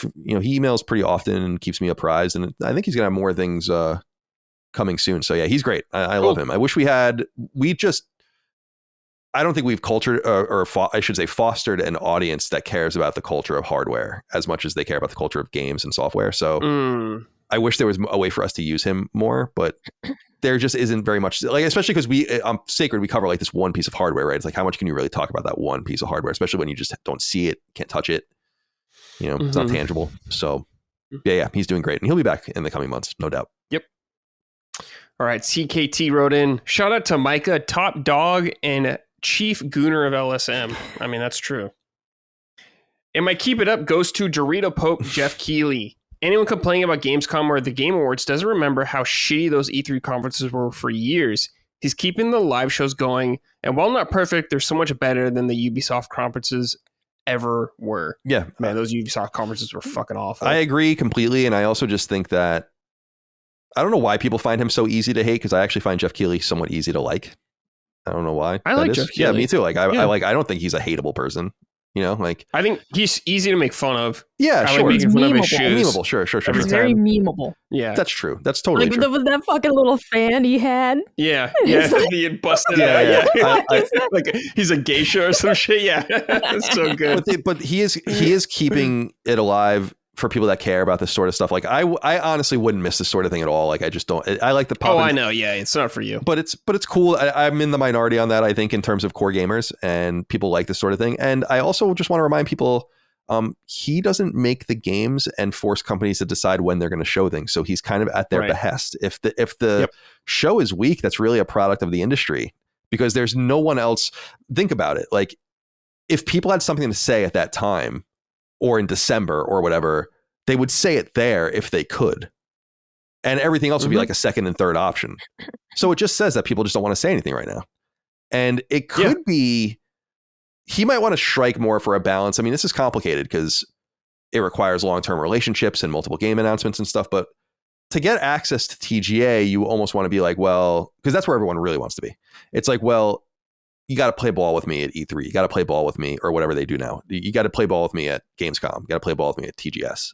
Yeah. And that would, I think, spread things around a little bit more and bolster everyone. But because I thought O&L was pretty bad, actually, but I just don't know that that's his fault. Because there's there's nothing to compare it to because it's the only show in town.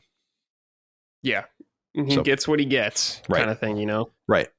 Oh, yeah. Like I saw complaints like, and it just is though, it's exactly what you said of, well, if nobody's talking, then he's got to fill time. We could have just a tight 30-minute show and be like, bing, bang, boom, here's 3 cool announcements, get the fuck out of here. But that's not how that works. They already had this all set up and they need to fill this much time.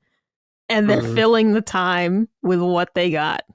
Yeah, he's, like you were saying, filling that kind of void left behind by those E3 press conferences that people look so fondly back on.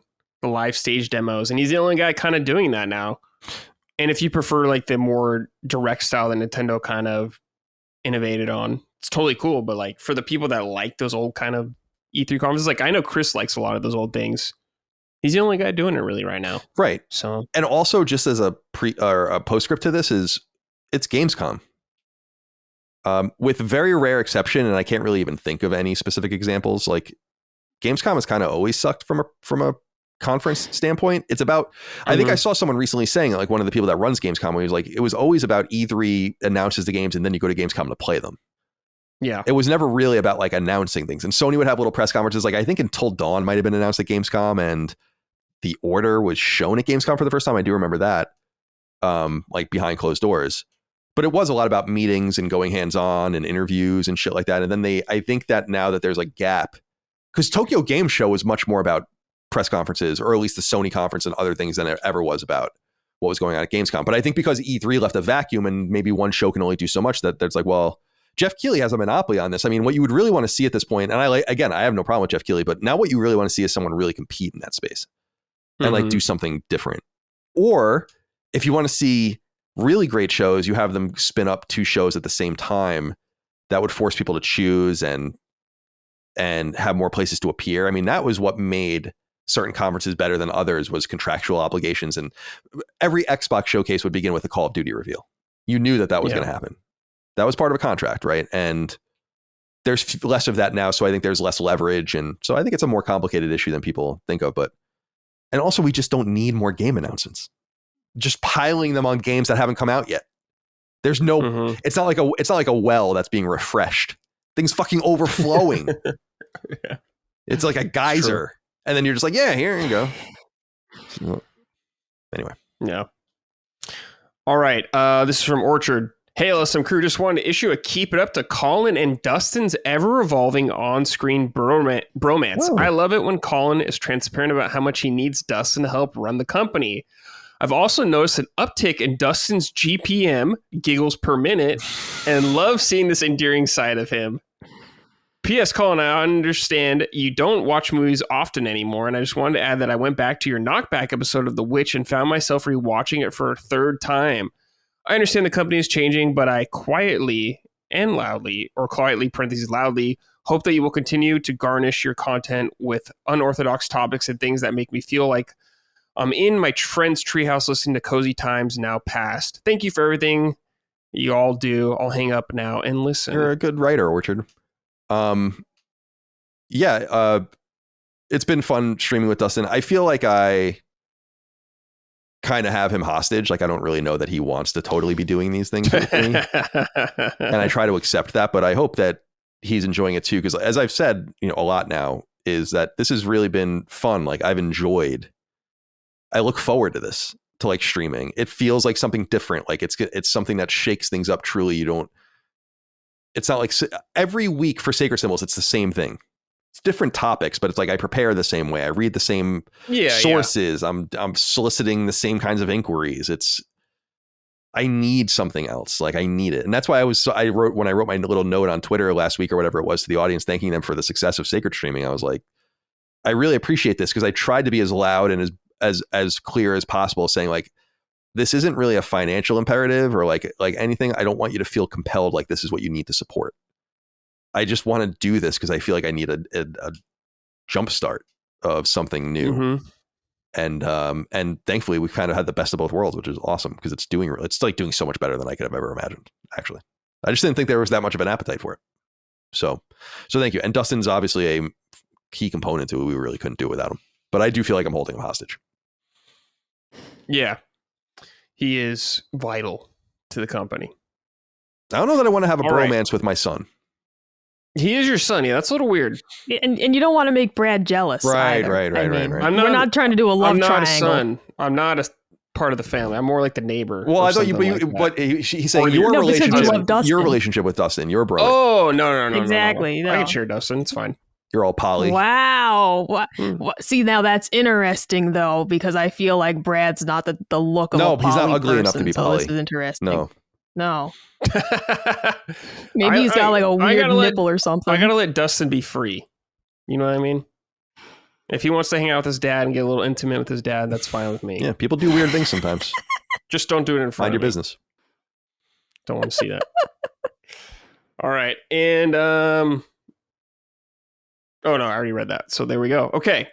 We got a game recommendation from the audience for the audience. This is from Pretty Much Satan. Wow. Hey there, nut dunkers. Wanted to make a game recommendation. The Rogue Prince of Persia dropped on consoles and PC in a 1.0. It's available on Game Pass, PS Plus Extra Tier, and it's a blast. Great progression, fast and fluid combat, really fun platforming, and the art style has a very cool cel-shaded look.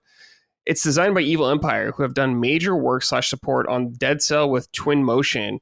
So there's a good helping of that game's DNA swimming all up in this biznatch loins. Wow. Jeez.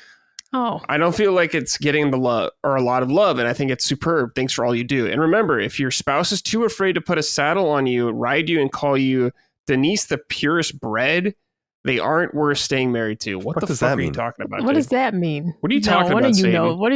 What the hell's going on here? What? I'm looking this up. This is from Satan, after all. So be careful. You be careful now. Nothing's coming up. This is just shitty. So that's just his own fantasy that he wants to put a saddle on his wife and ride her around. Well, I guess so. Well, there you go. But Prince of Persia looked cool. The roguelite, but just too much shit right now. Looks cool, but just too much shit. So I can't get to it. Alas, I feel like that'll be the fate of many games. That's actually, going back to the Dustin bromance, my favorite part of streaming is Dustin heavily adopting the Southern man voice. And he just does it randomly, and I love it because his is really great. It is fun. Yeah. How can you not like it? Oh my god, when you guys start saying Borderlands. Like that Borderlands. kills me. What you playing over there? Some of that Borderlands? Oh my god, and then Dustin chimes in with it. Oh, it's so funny. Yeah. He's a good lad. All right. Colin, Doom, The Dark Ages. You've platinumed this game. Yes. Played extensively. Yes. Give me some thoughts on it. I love it. I think it's awesome. It's described as like a slower and more methodical Doom game compared to 2016 and Eternal. And I guess that's literally true, but figuratively, or at least in terms of feeling and experientially, let's say, it doesn't really feel slower. It's still a very hectic It's still fast, chaotic game. You've played it? Yeah, I did beat it. Great. Yeah. So that's good. Okay, good. So it's one of my favorite games of the year, probably number 3 or 4. I mean, it's starting to get a little competitive now because I think my order would go something like Death Stranding to Mafia, and then maybe you get into like Ninja Gaiden, Doom, Expedition 33. So it's starting to get pretty, and those are all great games. I mean, all highly recommended. But it's a prequel if you care about the story of Doom, and it takes place before the invasion of, Hell's invasion of Earth and the solar system. And you play as Doomslayer. How far did you get in it? Did you beat it? No, I beat it. Okay, yeah. okay. So I don't know if you agree with this, and I won't spoil the story, especially because I don't think anyone gives a shit about the story, but I don't even really know what the fuck is going on in half of it anyway. But one of the things I love in the Doom games, in these new Doom games especially, I guess there might have been some of this in Doom 3, I don't really remember, is your interaction with humans and how they kind of like revere you and fear you and like you and stay out of your way. And you have like a relationship with some of them. And I got to say, you see Doom Guy in a very specific way in this game that I was surprised by. I won't say any more. I don't know if you get my wink and nod there, but it's a little bit shocked by how they show him. They show him. And I think that I really like this idea of being the guy in the space between.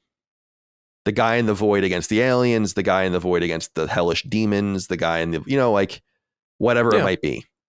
And I also really love just aesthetically, and they've done a great job in all the games with this, is the newer ones especially, obviously, is it's just a mixture of horror with sci-fi, which itself isn't that unusual. You have Alien and fucking Dead Space and whatever, like seminal things that take place in space, but that it's like a hellish, and I think confirmed Christian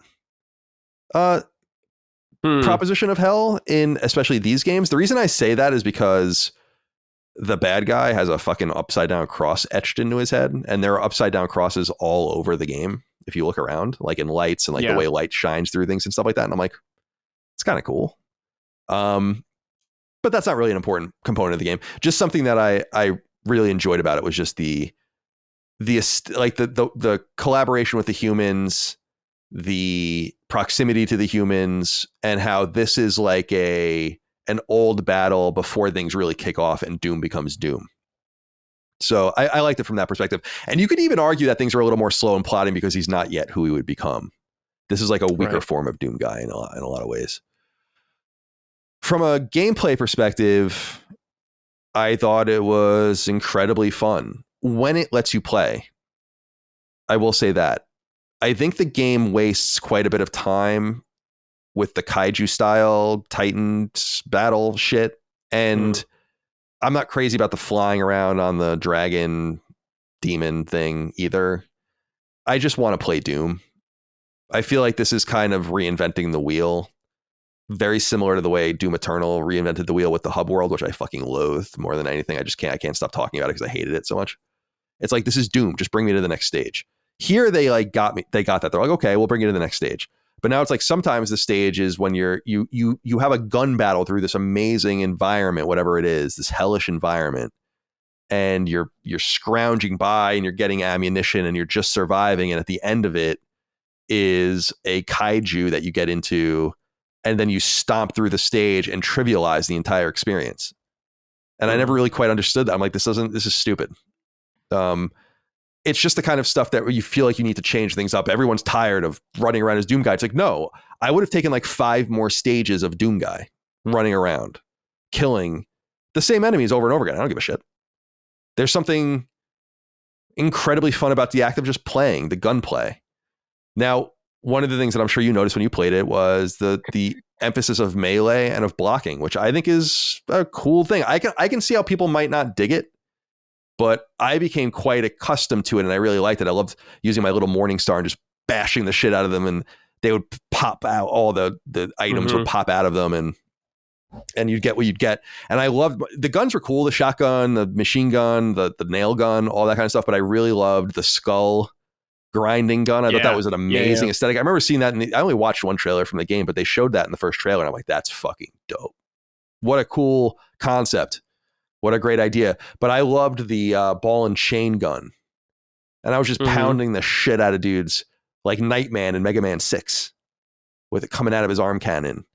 And then you use the shield and you block and you can parry at a certain time and knock projectiles back at enemies and throw your shield like Captain America and do all those kinds of things. I thought it was incredibly fun. And I think, Mike, I don't know if you remember, I think I said at some point during the game, I'm like, this is so fucking good. Like when I was playing, I was like, this is so good. Just pure good. Great, excellent gameplay, just premier stuff.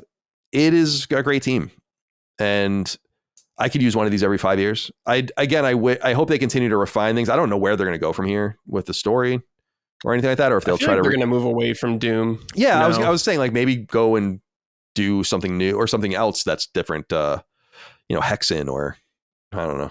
It's not really theirs, but Hexen, no, Hexen is there. Hexen is Raven, right?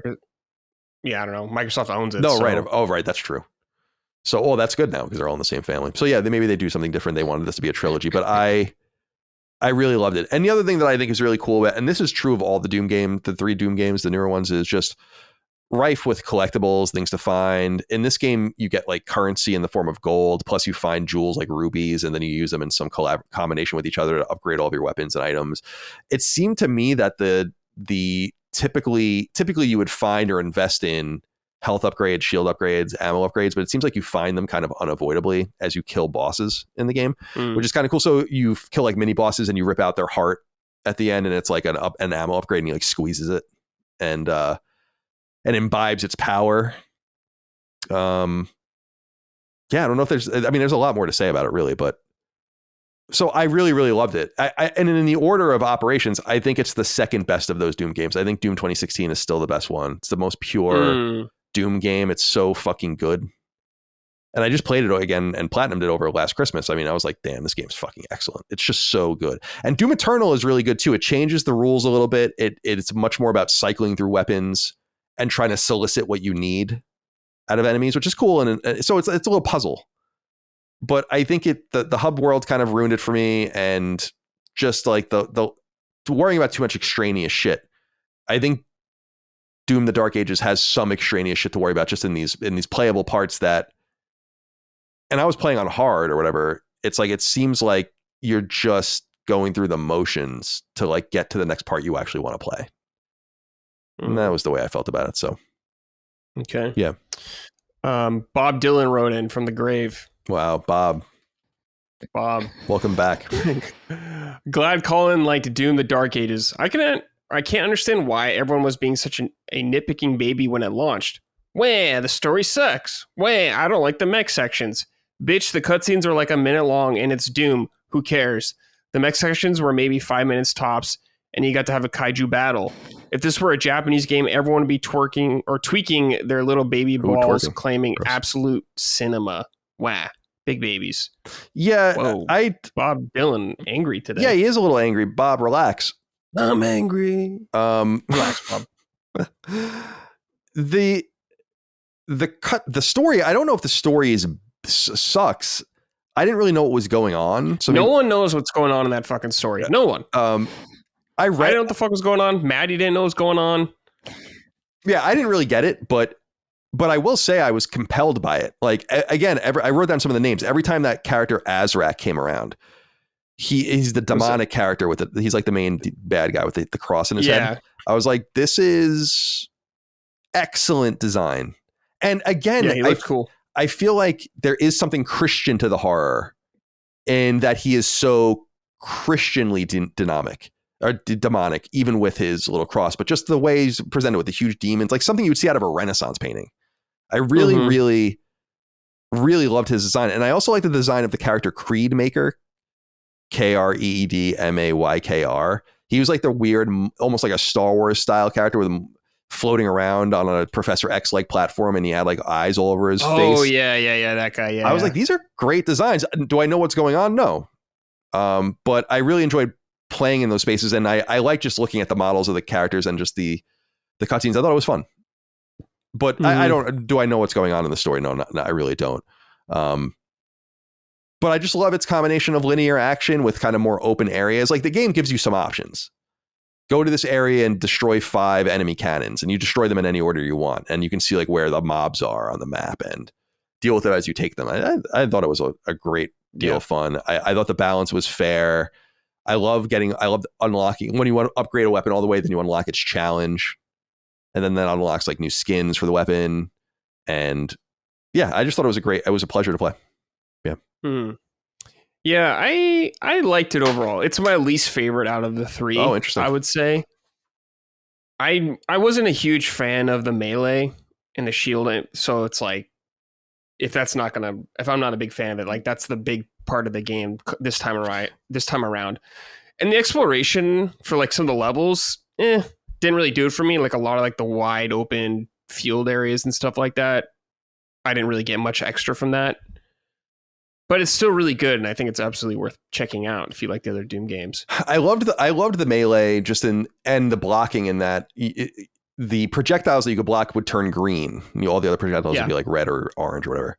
And so you would you'd hit the button and project it back, and then it would stun the enemy that shot it. And then I figured out like if you use a melee attack, he'll pop. Because the melee attack leaves you vulnerable, but he's stunned. So then you use the melee attack, and he pops out with all his ammo and armor and stuff like that. And then when he's like getting his bearings, then you can gather all the items and stuff. It became and as I noted earlier, its own sort of puzzle game in trying to figure out how to balance everything and balance ammo.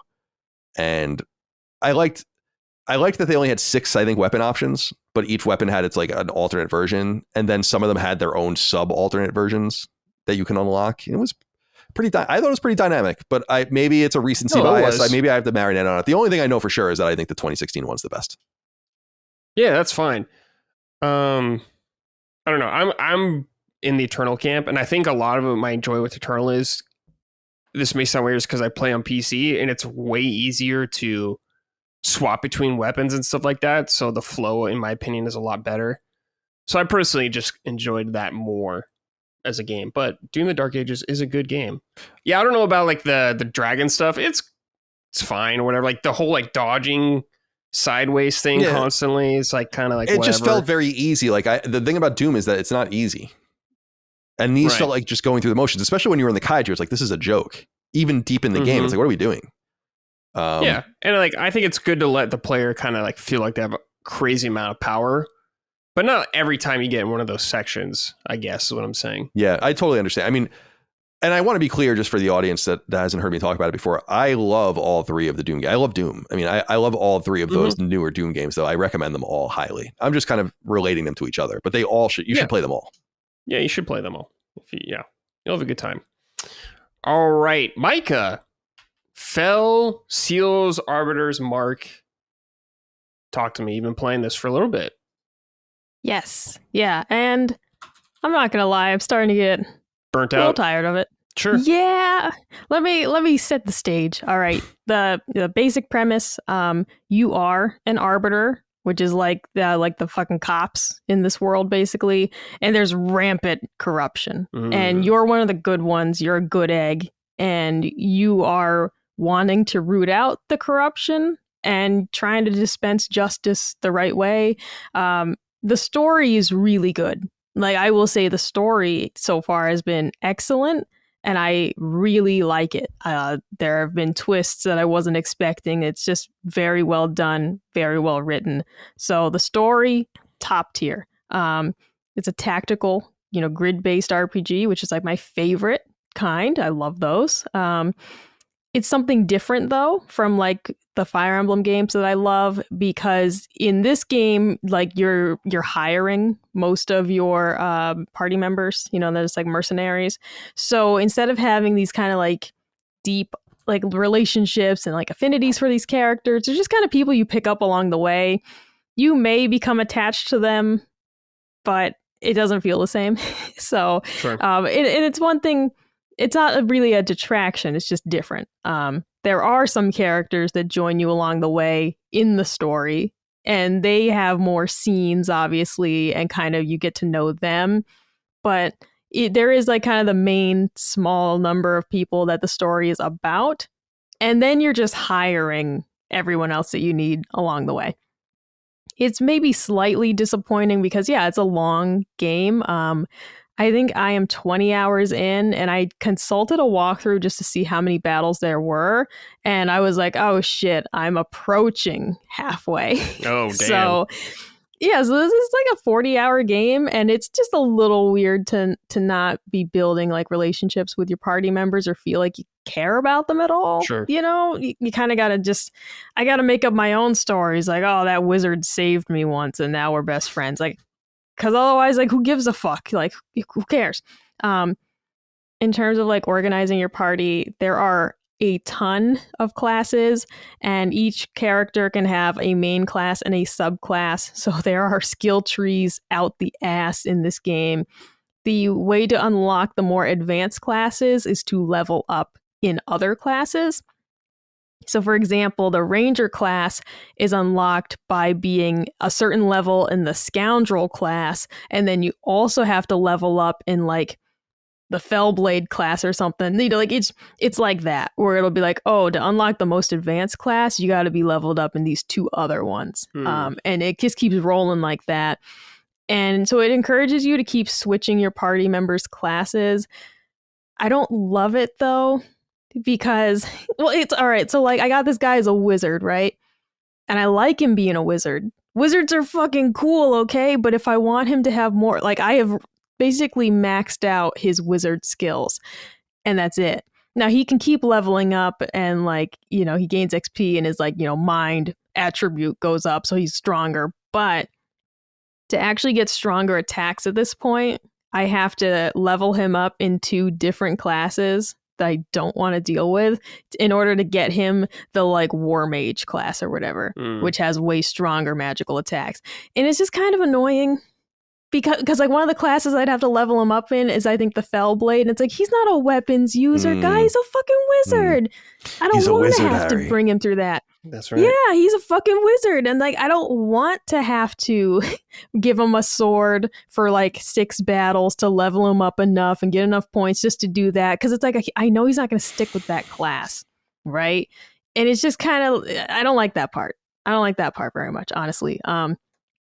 But it is, if you enjoy constantly mixing things up and managing things, it's fun. I will say it gets very tedious as you add on to your party to spend all the skill points to assign, because you have to spend the points and then you have to assign the skills to the character, and then you got to change their equipment, of course. Like, it gets very tedious once your party is expanded and you've hired more people. And you need to hire them because most battles let you have like 6 party members on the field. And if an ally gets KO'd in battle, they will be injured. Okay. So in the next battle, they either need to sit out so they can heal the injury, or they will have diminished attributes. If you play them and they get injured again, now they have 2 injuries and they have to sit out 2 battles to be back to normal. So you do need a somewhat large roster, unless you're fucking perfect and never get KO'd. You need a somewhat large roster of people to keep leveled up kind of evenly, so that you're not just getting walloped every time. So the tedium, it's like, you think maybe you could avoid it by just having a smaller party, but you really do need more people if you're like me and you're just not fucking great at this. But the combat's really fun. Like I said, because you have the main class and the subclass, you can do cool shit. Like, you can have a mercenary who can also cast spells. Their spells will be weaker because the mercenary class doesn't have the strongest mind attribute. You can give them some accessories to try and bump those numbers up. You gotta pump those numbers up. Right, yeah. But it's really neat, and like the versatility it can lend to be able to say, like, this guy, you know, he usually has melee attacks, but he can hit you from 3 squares away if he needs to. I like that part. I like that part a lot. Or being able to give the healer some combat ability. So many times in games, the healer is strictly a healer and they can't do shit. I like that I could also turn the healer into a subclass wizard. And because healers have strong mind attributes, she's actually really fucking strong. So that's awesome. And I'm loving it. Where I'm starting to feel weary with the game is the level spikes. At first, it wasn't too bad, and I didn't mind grinding out levels here and there, but it's getting to a point now where it's like I got to do, like literally an hour and a half of grinding to do the next battle. And then the next one unlocks and it's the same shit. And it's too much. It is strictly too much for me. I don't like grinding levels in games. I really don't. I struggle with that in pretty much all RPGs. But it's like, because I want the battles to be progressing something and not just arbitrarily that you made the next battle 6 levels higher. And it's just a lot in this game.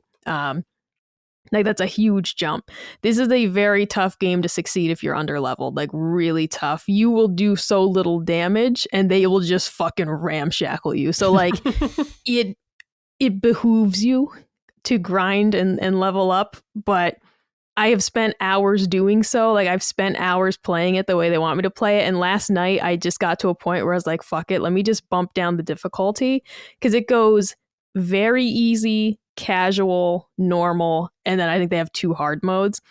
And then I bumped it down to casual and it's still fucking difficult because I'm like slightly underleveled. So I don't know. I just if it weren't for the grind, because the thing is the pacing was perfect in the early game, and you are just going beat to beat to beat, and you're moving across the map.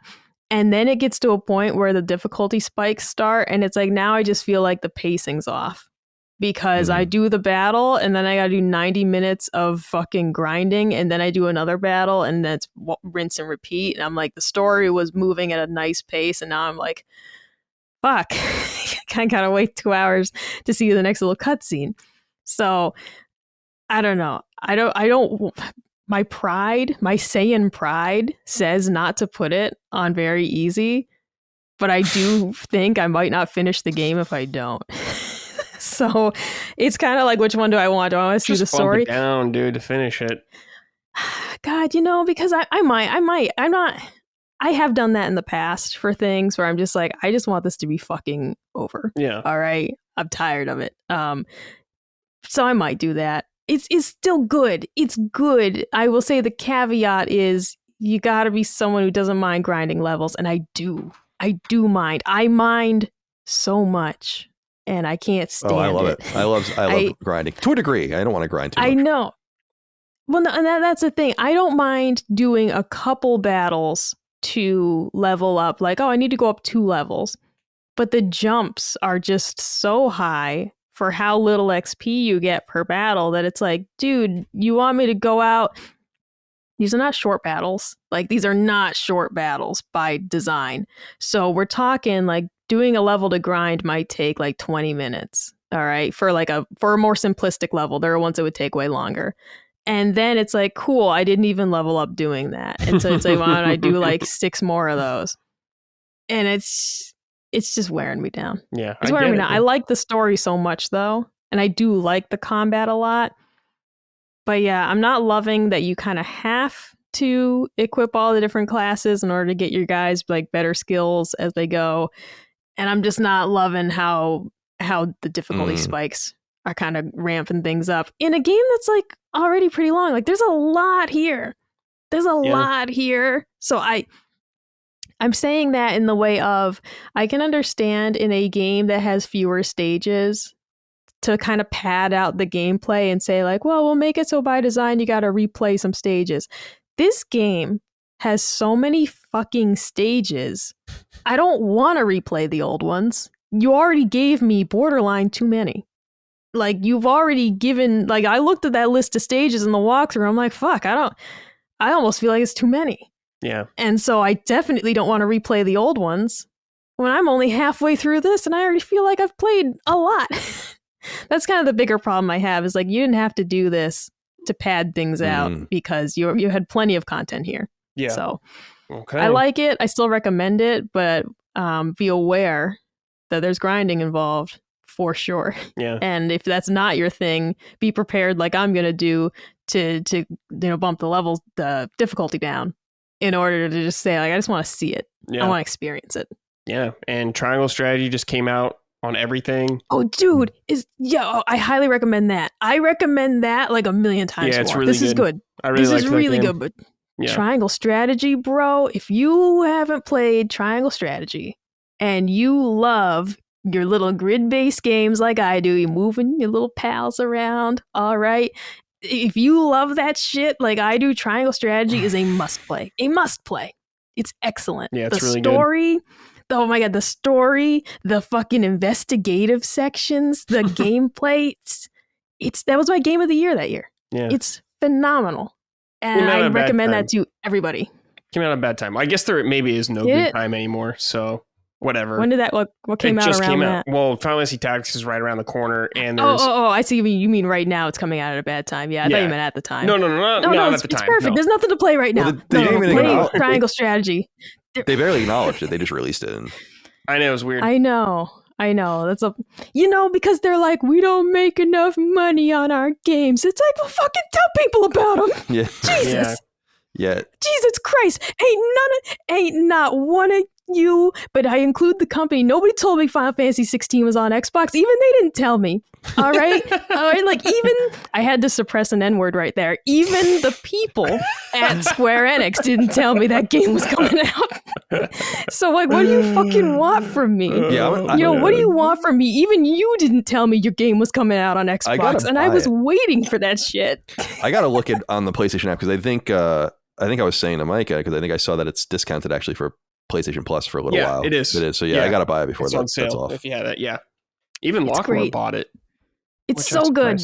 It's so good. You have it's a great game. I really liked it. Decisions to make. And what I was telling Colin, not a spoiler, this is a facet of the gameplay. One of the best parts, in my opinion, is they have these investigative sections, and you're supposed to do them in between making big story decisions. And the cool thing is that if you don't convince your party members to do your side, they will vote against you. Yeah. And you will not get to do the path you chose. So you have to do your investigation and you got to gather the evidence. And I'm not saying that's like 20 hours worth of anything but you do your investigation, you gather the evidence, you talk to the NPCs in town, and then you present it to your council and you have to try and sway them. But I just love that it's not a gimme. It's not, I'm choosing to do this and the player gets the final say. It's like you have to convince them to vote with you. And there were times I fucked it up and I would reload a save like, no, I do not want to do that. Like, I don't want to do that. And it's awesome. Yeah. It's just really great to kind of give the player enough power and then but you gotta earn it. You gotta earn the right to make that choice.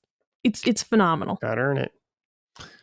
All right. Let's end the show with some questions from the audience. If you want to write into this show, I post a thread every Saturday calling for your submission, so keep an eye out there. We do this for all of our shows too, by the way, so if you want to write into any of them, look at that patreon.com/lastdamemedia for your respective show of choice. It'll be there. All right. Link DV wrote in. Tried the Trails in the Sky remake demo that just came out, and it was glorious. It's the perfect time to jump in for newcomers, or if, like Colin, you've only played Cold Steel. Has anyone here tried it? I think Micah would love it as well. Right up your alley, Brad. I've seen it. I'm not going to play it until the full release is out. I will play the full release, though.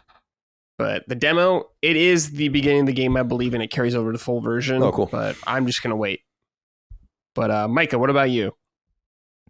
I find myself not interested in the Trail series. I don't know why.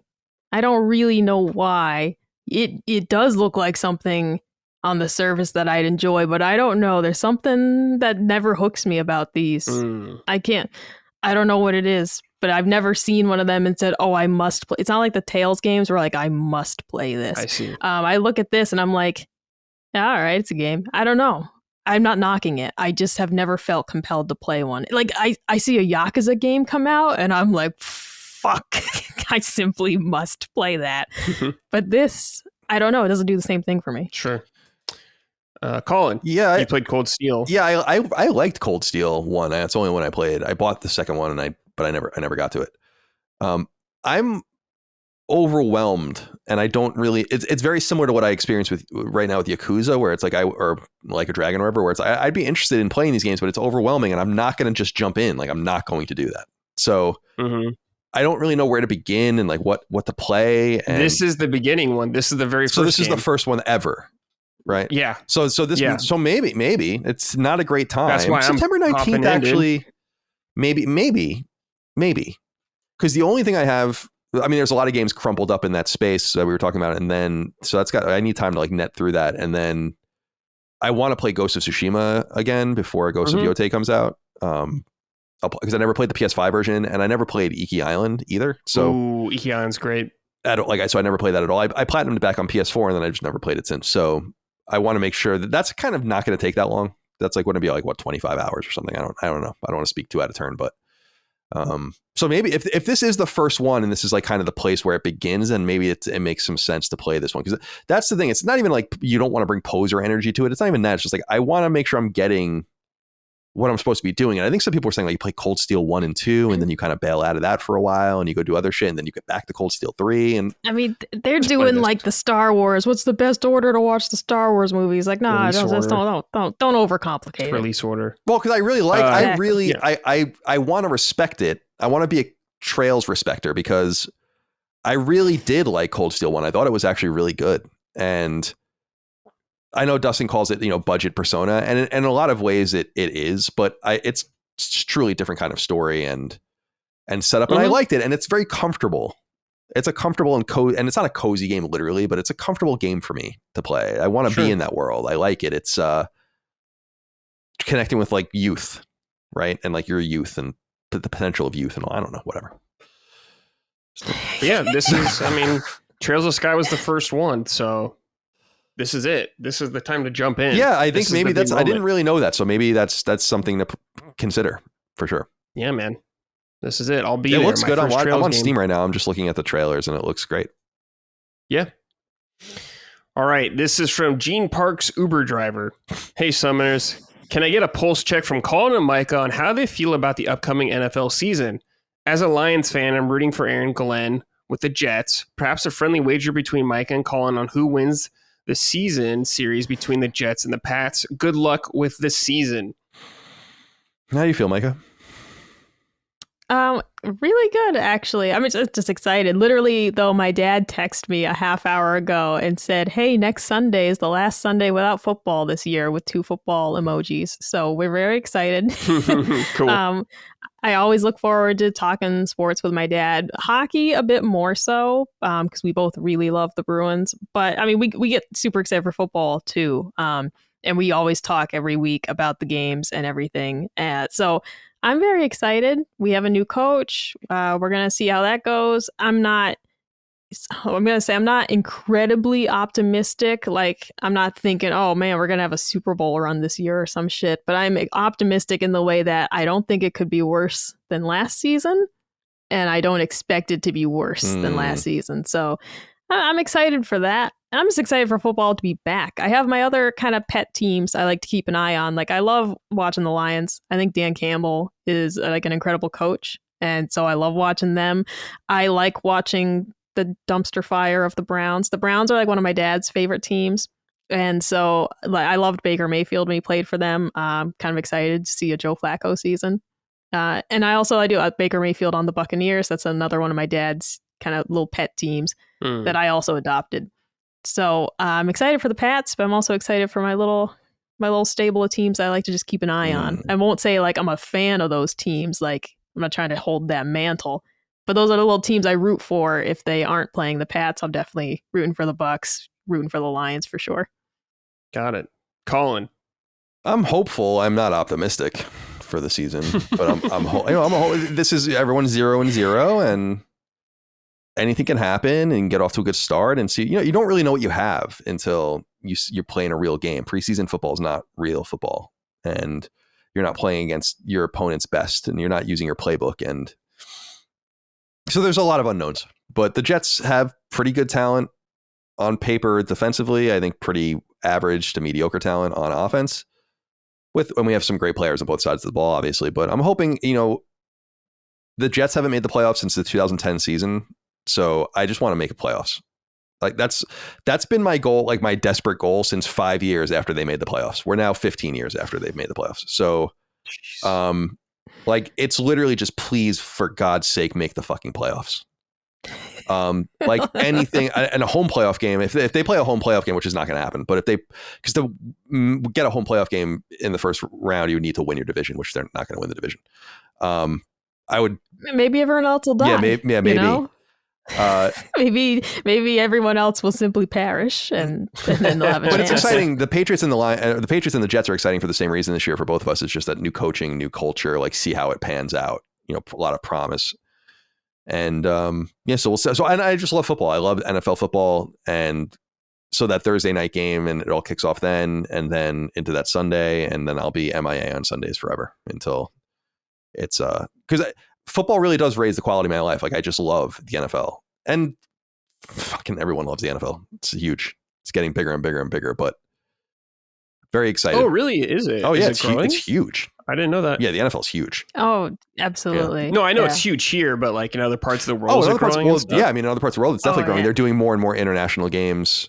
I think we're actually kicking. There's a kickoff game, right, internationally with in Brazil, I think. Yes. Yeah. Oh, interesting. But they're playing in Ireland and the UK and Mexico and so on. So yeah, so it is growing internationally, and ultimately they want to expand the league to have like an international division, which would be cool. Would be kind of cool. Yeah. That would be sick, yeah. Okay. This is from KB. Hey, Summoners. According to Charlie Intel, for the first time ever, Call of Duty 7 or Black Ops 7 hasn't topped the PS5 pre-orders charts in the days following its announcements. 3 days after reveal, the Vault Edition has only peaked at number 8, behind both editions of Battlefield 6. Colin, during the ABK/FTC trial, you mentioned that nothing lasts forever when it comes to Call of Duty's dominance on the sales charts. Are we now seeing Call of Duty fatigue set in? What do you think the implications would be if Battlefield actually outsold Black Ops 7 in units or revenue, with GTA 6 all but guaranteed to be 2026 best-selling title? That could mean consecutive years where Call of Duty isn't number one. If you were Xbox leadership, would you be nervous right now? What say you? Thanks. What say you? Battlefield's not going to outsell Call of Duty, but Battlefield 6, if it's treated right, could cumulatively sell more copies than a single Call of Duty game. Modern Call of Duty game, no doubt. Call of Duty is an entrenched game. It's going to sell an enormous amount of copies when it comes out. I always remind people it has like more and more dislikes every year. It's like, it just doesn't matter, dude, on YouTube. And it's like, it doesn't matter. But I did say that I don't think you're always going to want to own Call of Duty. Because making Call of Duty requires an enormous amount of resources and an enormous amount of money. They're incredibly expensive games. Didn't it come out that 4 Call of Duties ago or something cost like $600 million or something? I think that was like something. It's like, and that's not a lot of. I mean, it's a lot of money, but it's not a lot when you're making what they're making on these games. And so eventually, that I imagine that is going to become more difficult. Call of Duty will not be. It will probably always exist, but it's not always going to be a dominant force. There's nothing like that lasts forever. And getting more seldom releases like Battlefield does is both disadvantageous in the moment, but advantageous in that you have time to refine things. And then one of the games might come in and actually kill its competition. And that might happen, but I think that that's going to take time. That's going to take multiple Call of Duties, because this isn't this year's Battlefield. This is Battlefield for the next 5 to 10 years.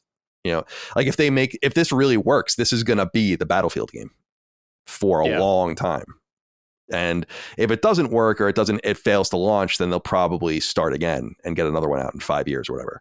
So they're kind of different, and it's going to take time for it to overcome Call of Duty. But what's important with Battlefield is that EA doesn't get in its own way, and DICE and all the teams, like the coterie of teams that are making it, don't get in their own way and just let it be what it is. Like people want a hardcore military style, military aesthetic shooter. Don't put the Beavis and Butthead skin in it. Don't do all these things. Like, resist the easy money that has kind of started to ruin or jeopardize Call of Duty. But let's not overstate the case. Like, Call of Duty is a massive game. It's going to make an enormous amount of money. Black Ops is huge. What's more interesting is that this is the first time the same studio has released a Call of Duty game back to back since the first 2 Call of Duty games. That's the more interesting thing. Black Ops 6 and Black Ops 7 were greenlit, as I understand, at the same time. I think I read that on Wikipedia a while ago. I didn't know that. So these games have been developed in tandem, maybe to cut costs and share assets and share resources. I don't really know, But as long as Call of Duty remains an annualized game that people buy in on, it's going to be a sales powerhouse. But Battlefield is going to do great, I think. It's got to work at first. And we'll see. I don't know. It's so funny. Like, people complain about Beavis and Butthead and Call of Duty now. It's like, where have you guys been for years? Call of Duty has had insane fucking skins. Like, you had Gundams running around and shit like that. It's like you had Lilith from Diablo 4 running around. It's like, it's really weird to me. That's where it kind of fell off. Yeah, it's like they've been doing this for a long time. Because I don't like it. And like, I don't like it. Even the skins you buy in the shop that aren't like other IPs, like, they are insane looking skins. They're wacky as hell. Yeah. No, it started getting weird, and that is an important point. I don't like it. I just want to play army men. Yeah. All right. And it's like, I don't know, maybe can you limit the skins to like, all right, they're only in zombie mode. Sure. All right. And that's the only place you have to interact with the fucking weirdos. It's like, okay, you can play it in zombie mode. You can have that, but people don't want that. But it's not, I don't like it. Mm-hmm. And it's like, all right, well, I just won't play it. Yeah. But I also don't like Battlefield. So I'm not going to play that either. If they made another Bad Company, I'd be first in line. They won't, though. No. They're cowards. Well, yeah, that's just too... So what I was saying about Take-Two earlier, I think EA's in a similar field, although they're more willing to make smaller things, but Bad Company is like a subdivision of a game, like where you really just want Battlefield to work. But it would be so hot. All right, I'm telling you that, like, if you actually made another Bad Company, that shit would sell like hotcakes. All right, it would be the nostalgia. All right, it would be amazing. They're not gonna do it because they don't love me. But if I had a genie wish, like one genie wish, I might spend it on that. I won't say definitively, but I might spend it on that. All right. A genie wish on that, dude. What, you wouldn't spend a genie wish to get another Battlefield Bad Company game? Are you kidding me? No, I don't think I would. Oh my god, you know, it's just pearls before swine over here. 3. I'd spend on Dark Cloud 3. God, help us all. Help us all. All right, final writing here from Turd Ferguson. Hey gang, September is going to be a great month for game releases this year. What are your top 3 games that you'll definitely be playing next month? Mine are Hollow Knight Silksong, Trails in the Sky First Chapter, and Silent Hill F. All right, Silent Hill. That's later in the month. Stacked fucking month, dude. Yeah. Crazy. Yeah, I'm looking forward to Silent Hill. Me too. Very much. That's a good selection of games. I'd throw Hell Is Us in there as far as an actual September release. Some of the games that I'm looking forward to are coming out in August, so those will spill into September. But yeah, Hollow Knight's a surprise. I definitely want to check it out. And Trails is not now on my radar. Silent Hill, I totally forgot was coming out next month. It's gonna be Final Fantasy Tactics. Yeah, I mean, it's gonna be a bit of a calamitous situation, I think, this fall for me. Yeah, that's good. That's a good problem, Dev. Yeah. It's like I don't know. I'm trying to look at anything in November for me off the top of my head. Oh, Kirby, I'll probably get. Oh hell yeah. That might be it for me for November. That'd be fucking great. I would love that. Oh, Shinobi. That's August, actually. Shinobi, that's August. Yeah, God, another game. The Indiana Jones DLC comes out. I'm not going to play that, but that would be an interesting. Oh, Chronos. That game looks dope, dude. That comes out on September 5th. Oh, yeah, Chronos. That's a big one for me. Okay. That's a big one for me. I definitely want to check that out. I think that looks awesome. Well. And then Borderlands 4 on September 12th. Yeah, you're fucked, dude. I mean, things are going to have to give. There's just no way I can play all these games. Nope. I mean, that's why I like Trails in the Sky is going to lose in that. Yeah, I know. There's just too much. And then, Silent Hill F, September 25th. God, man, there really is a lot of stuff, man. It's good. I mean, it's good. It's a good thing. But yeah, Final Fantasy Tactics, September 30th. Jeez Louise. There can be only so many winners. Ghost of Yote, October 2nd. Yeah, like real early October. Oh my God. Painkiller, I want to play October 9. Yeah. Little Nightmares, October 10. I'm not going to play that, but that's going to be a big one for people. The Battlefield, Ninja Gaiden, October 21st. I'm not going to play that. Vampire Bloodlines 2, October 21st. Double Dragon, I'm going to play that. That comes out October 23rd. Plants vs. Zombies, October 23rd. The Outer Worlds is in there, October 29th. I won't play that. Dragon Quest 1 and 2, October 30th. Arc Raiders is coming out October 30th. That's going to be a game people are going to play. That's going to be a big game. Tales of Exilia comes out on Halloween. I'll play that. Terminator 2D comes out on Halloween. Mina the Hollower comes out on Halloween. Jesus.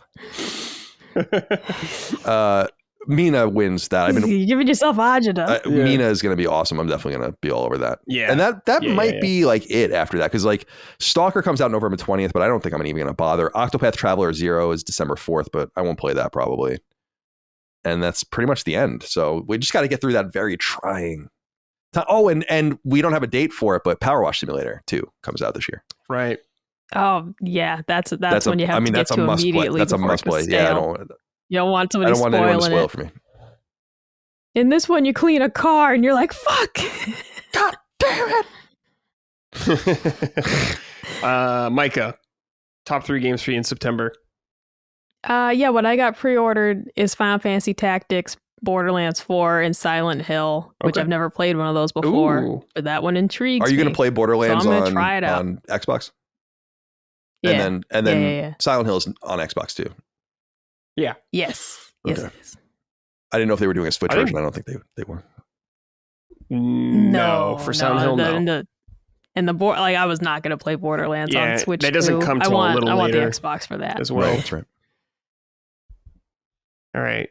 For me, Hollow Knight definitely is going to be on there. Final Fantasy Tactics, it's like I want maybe the top 3. Like I'm going to play that game. I already played it.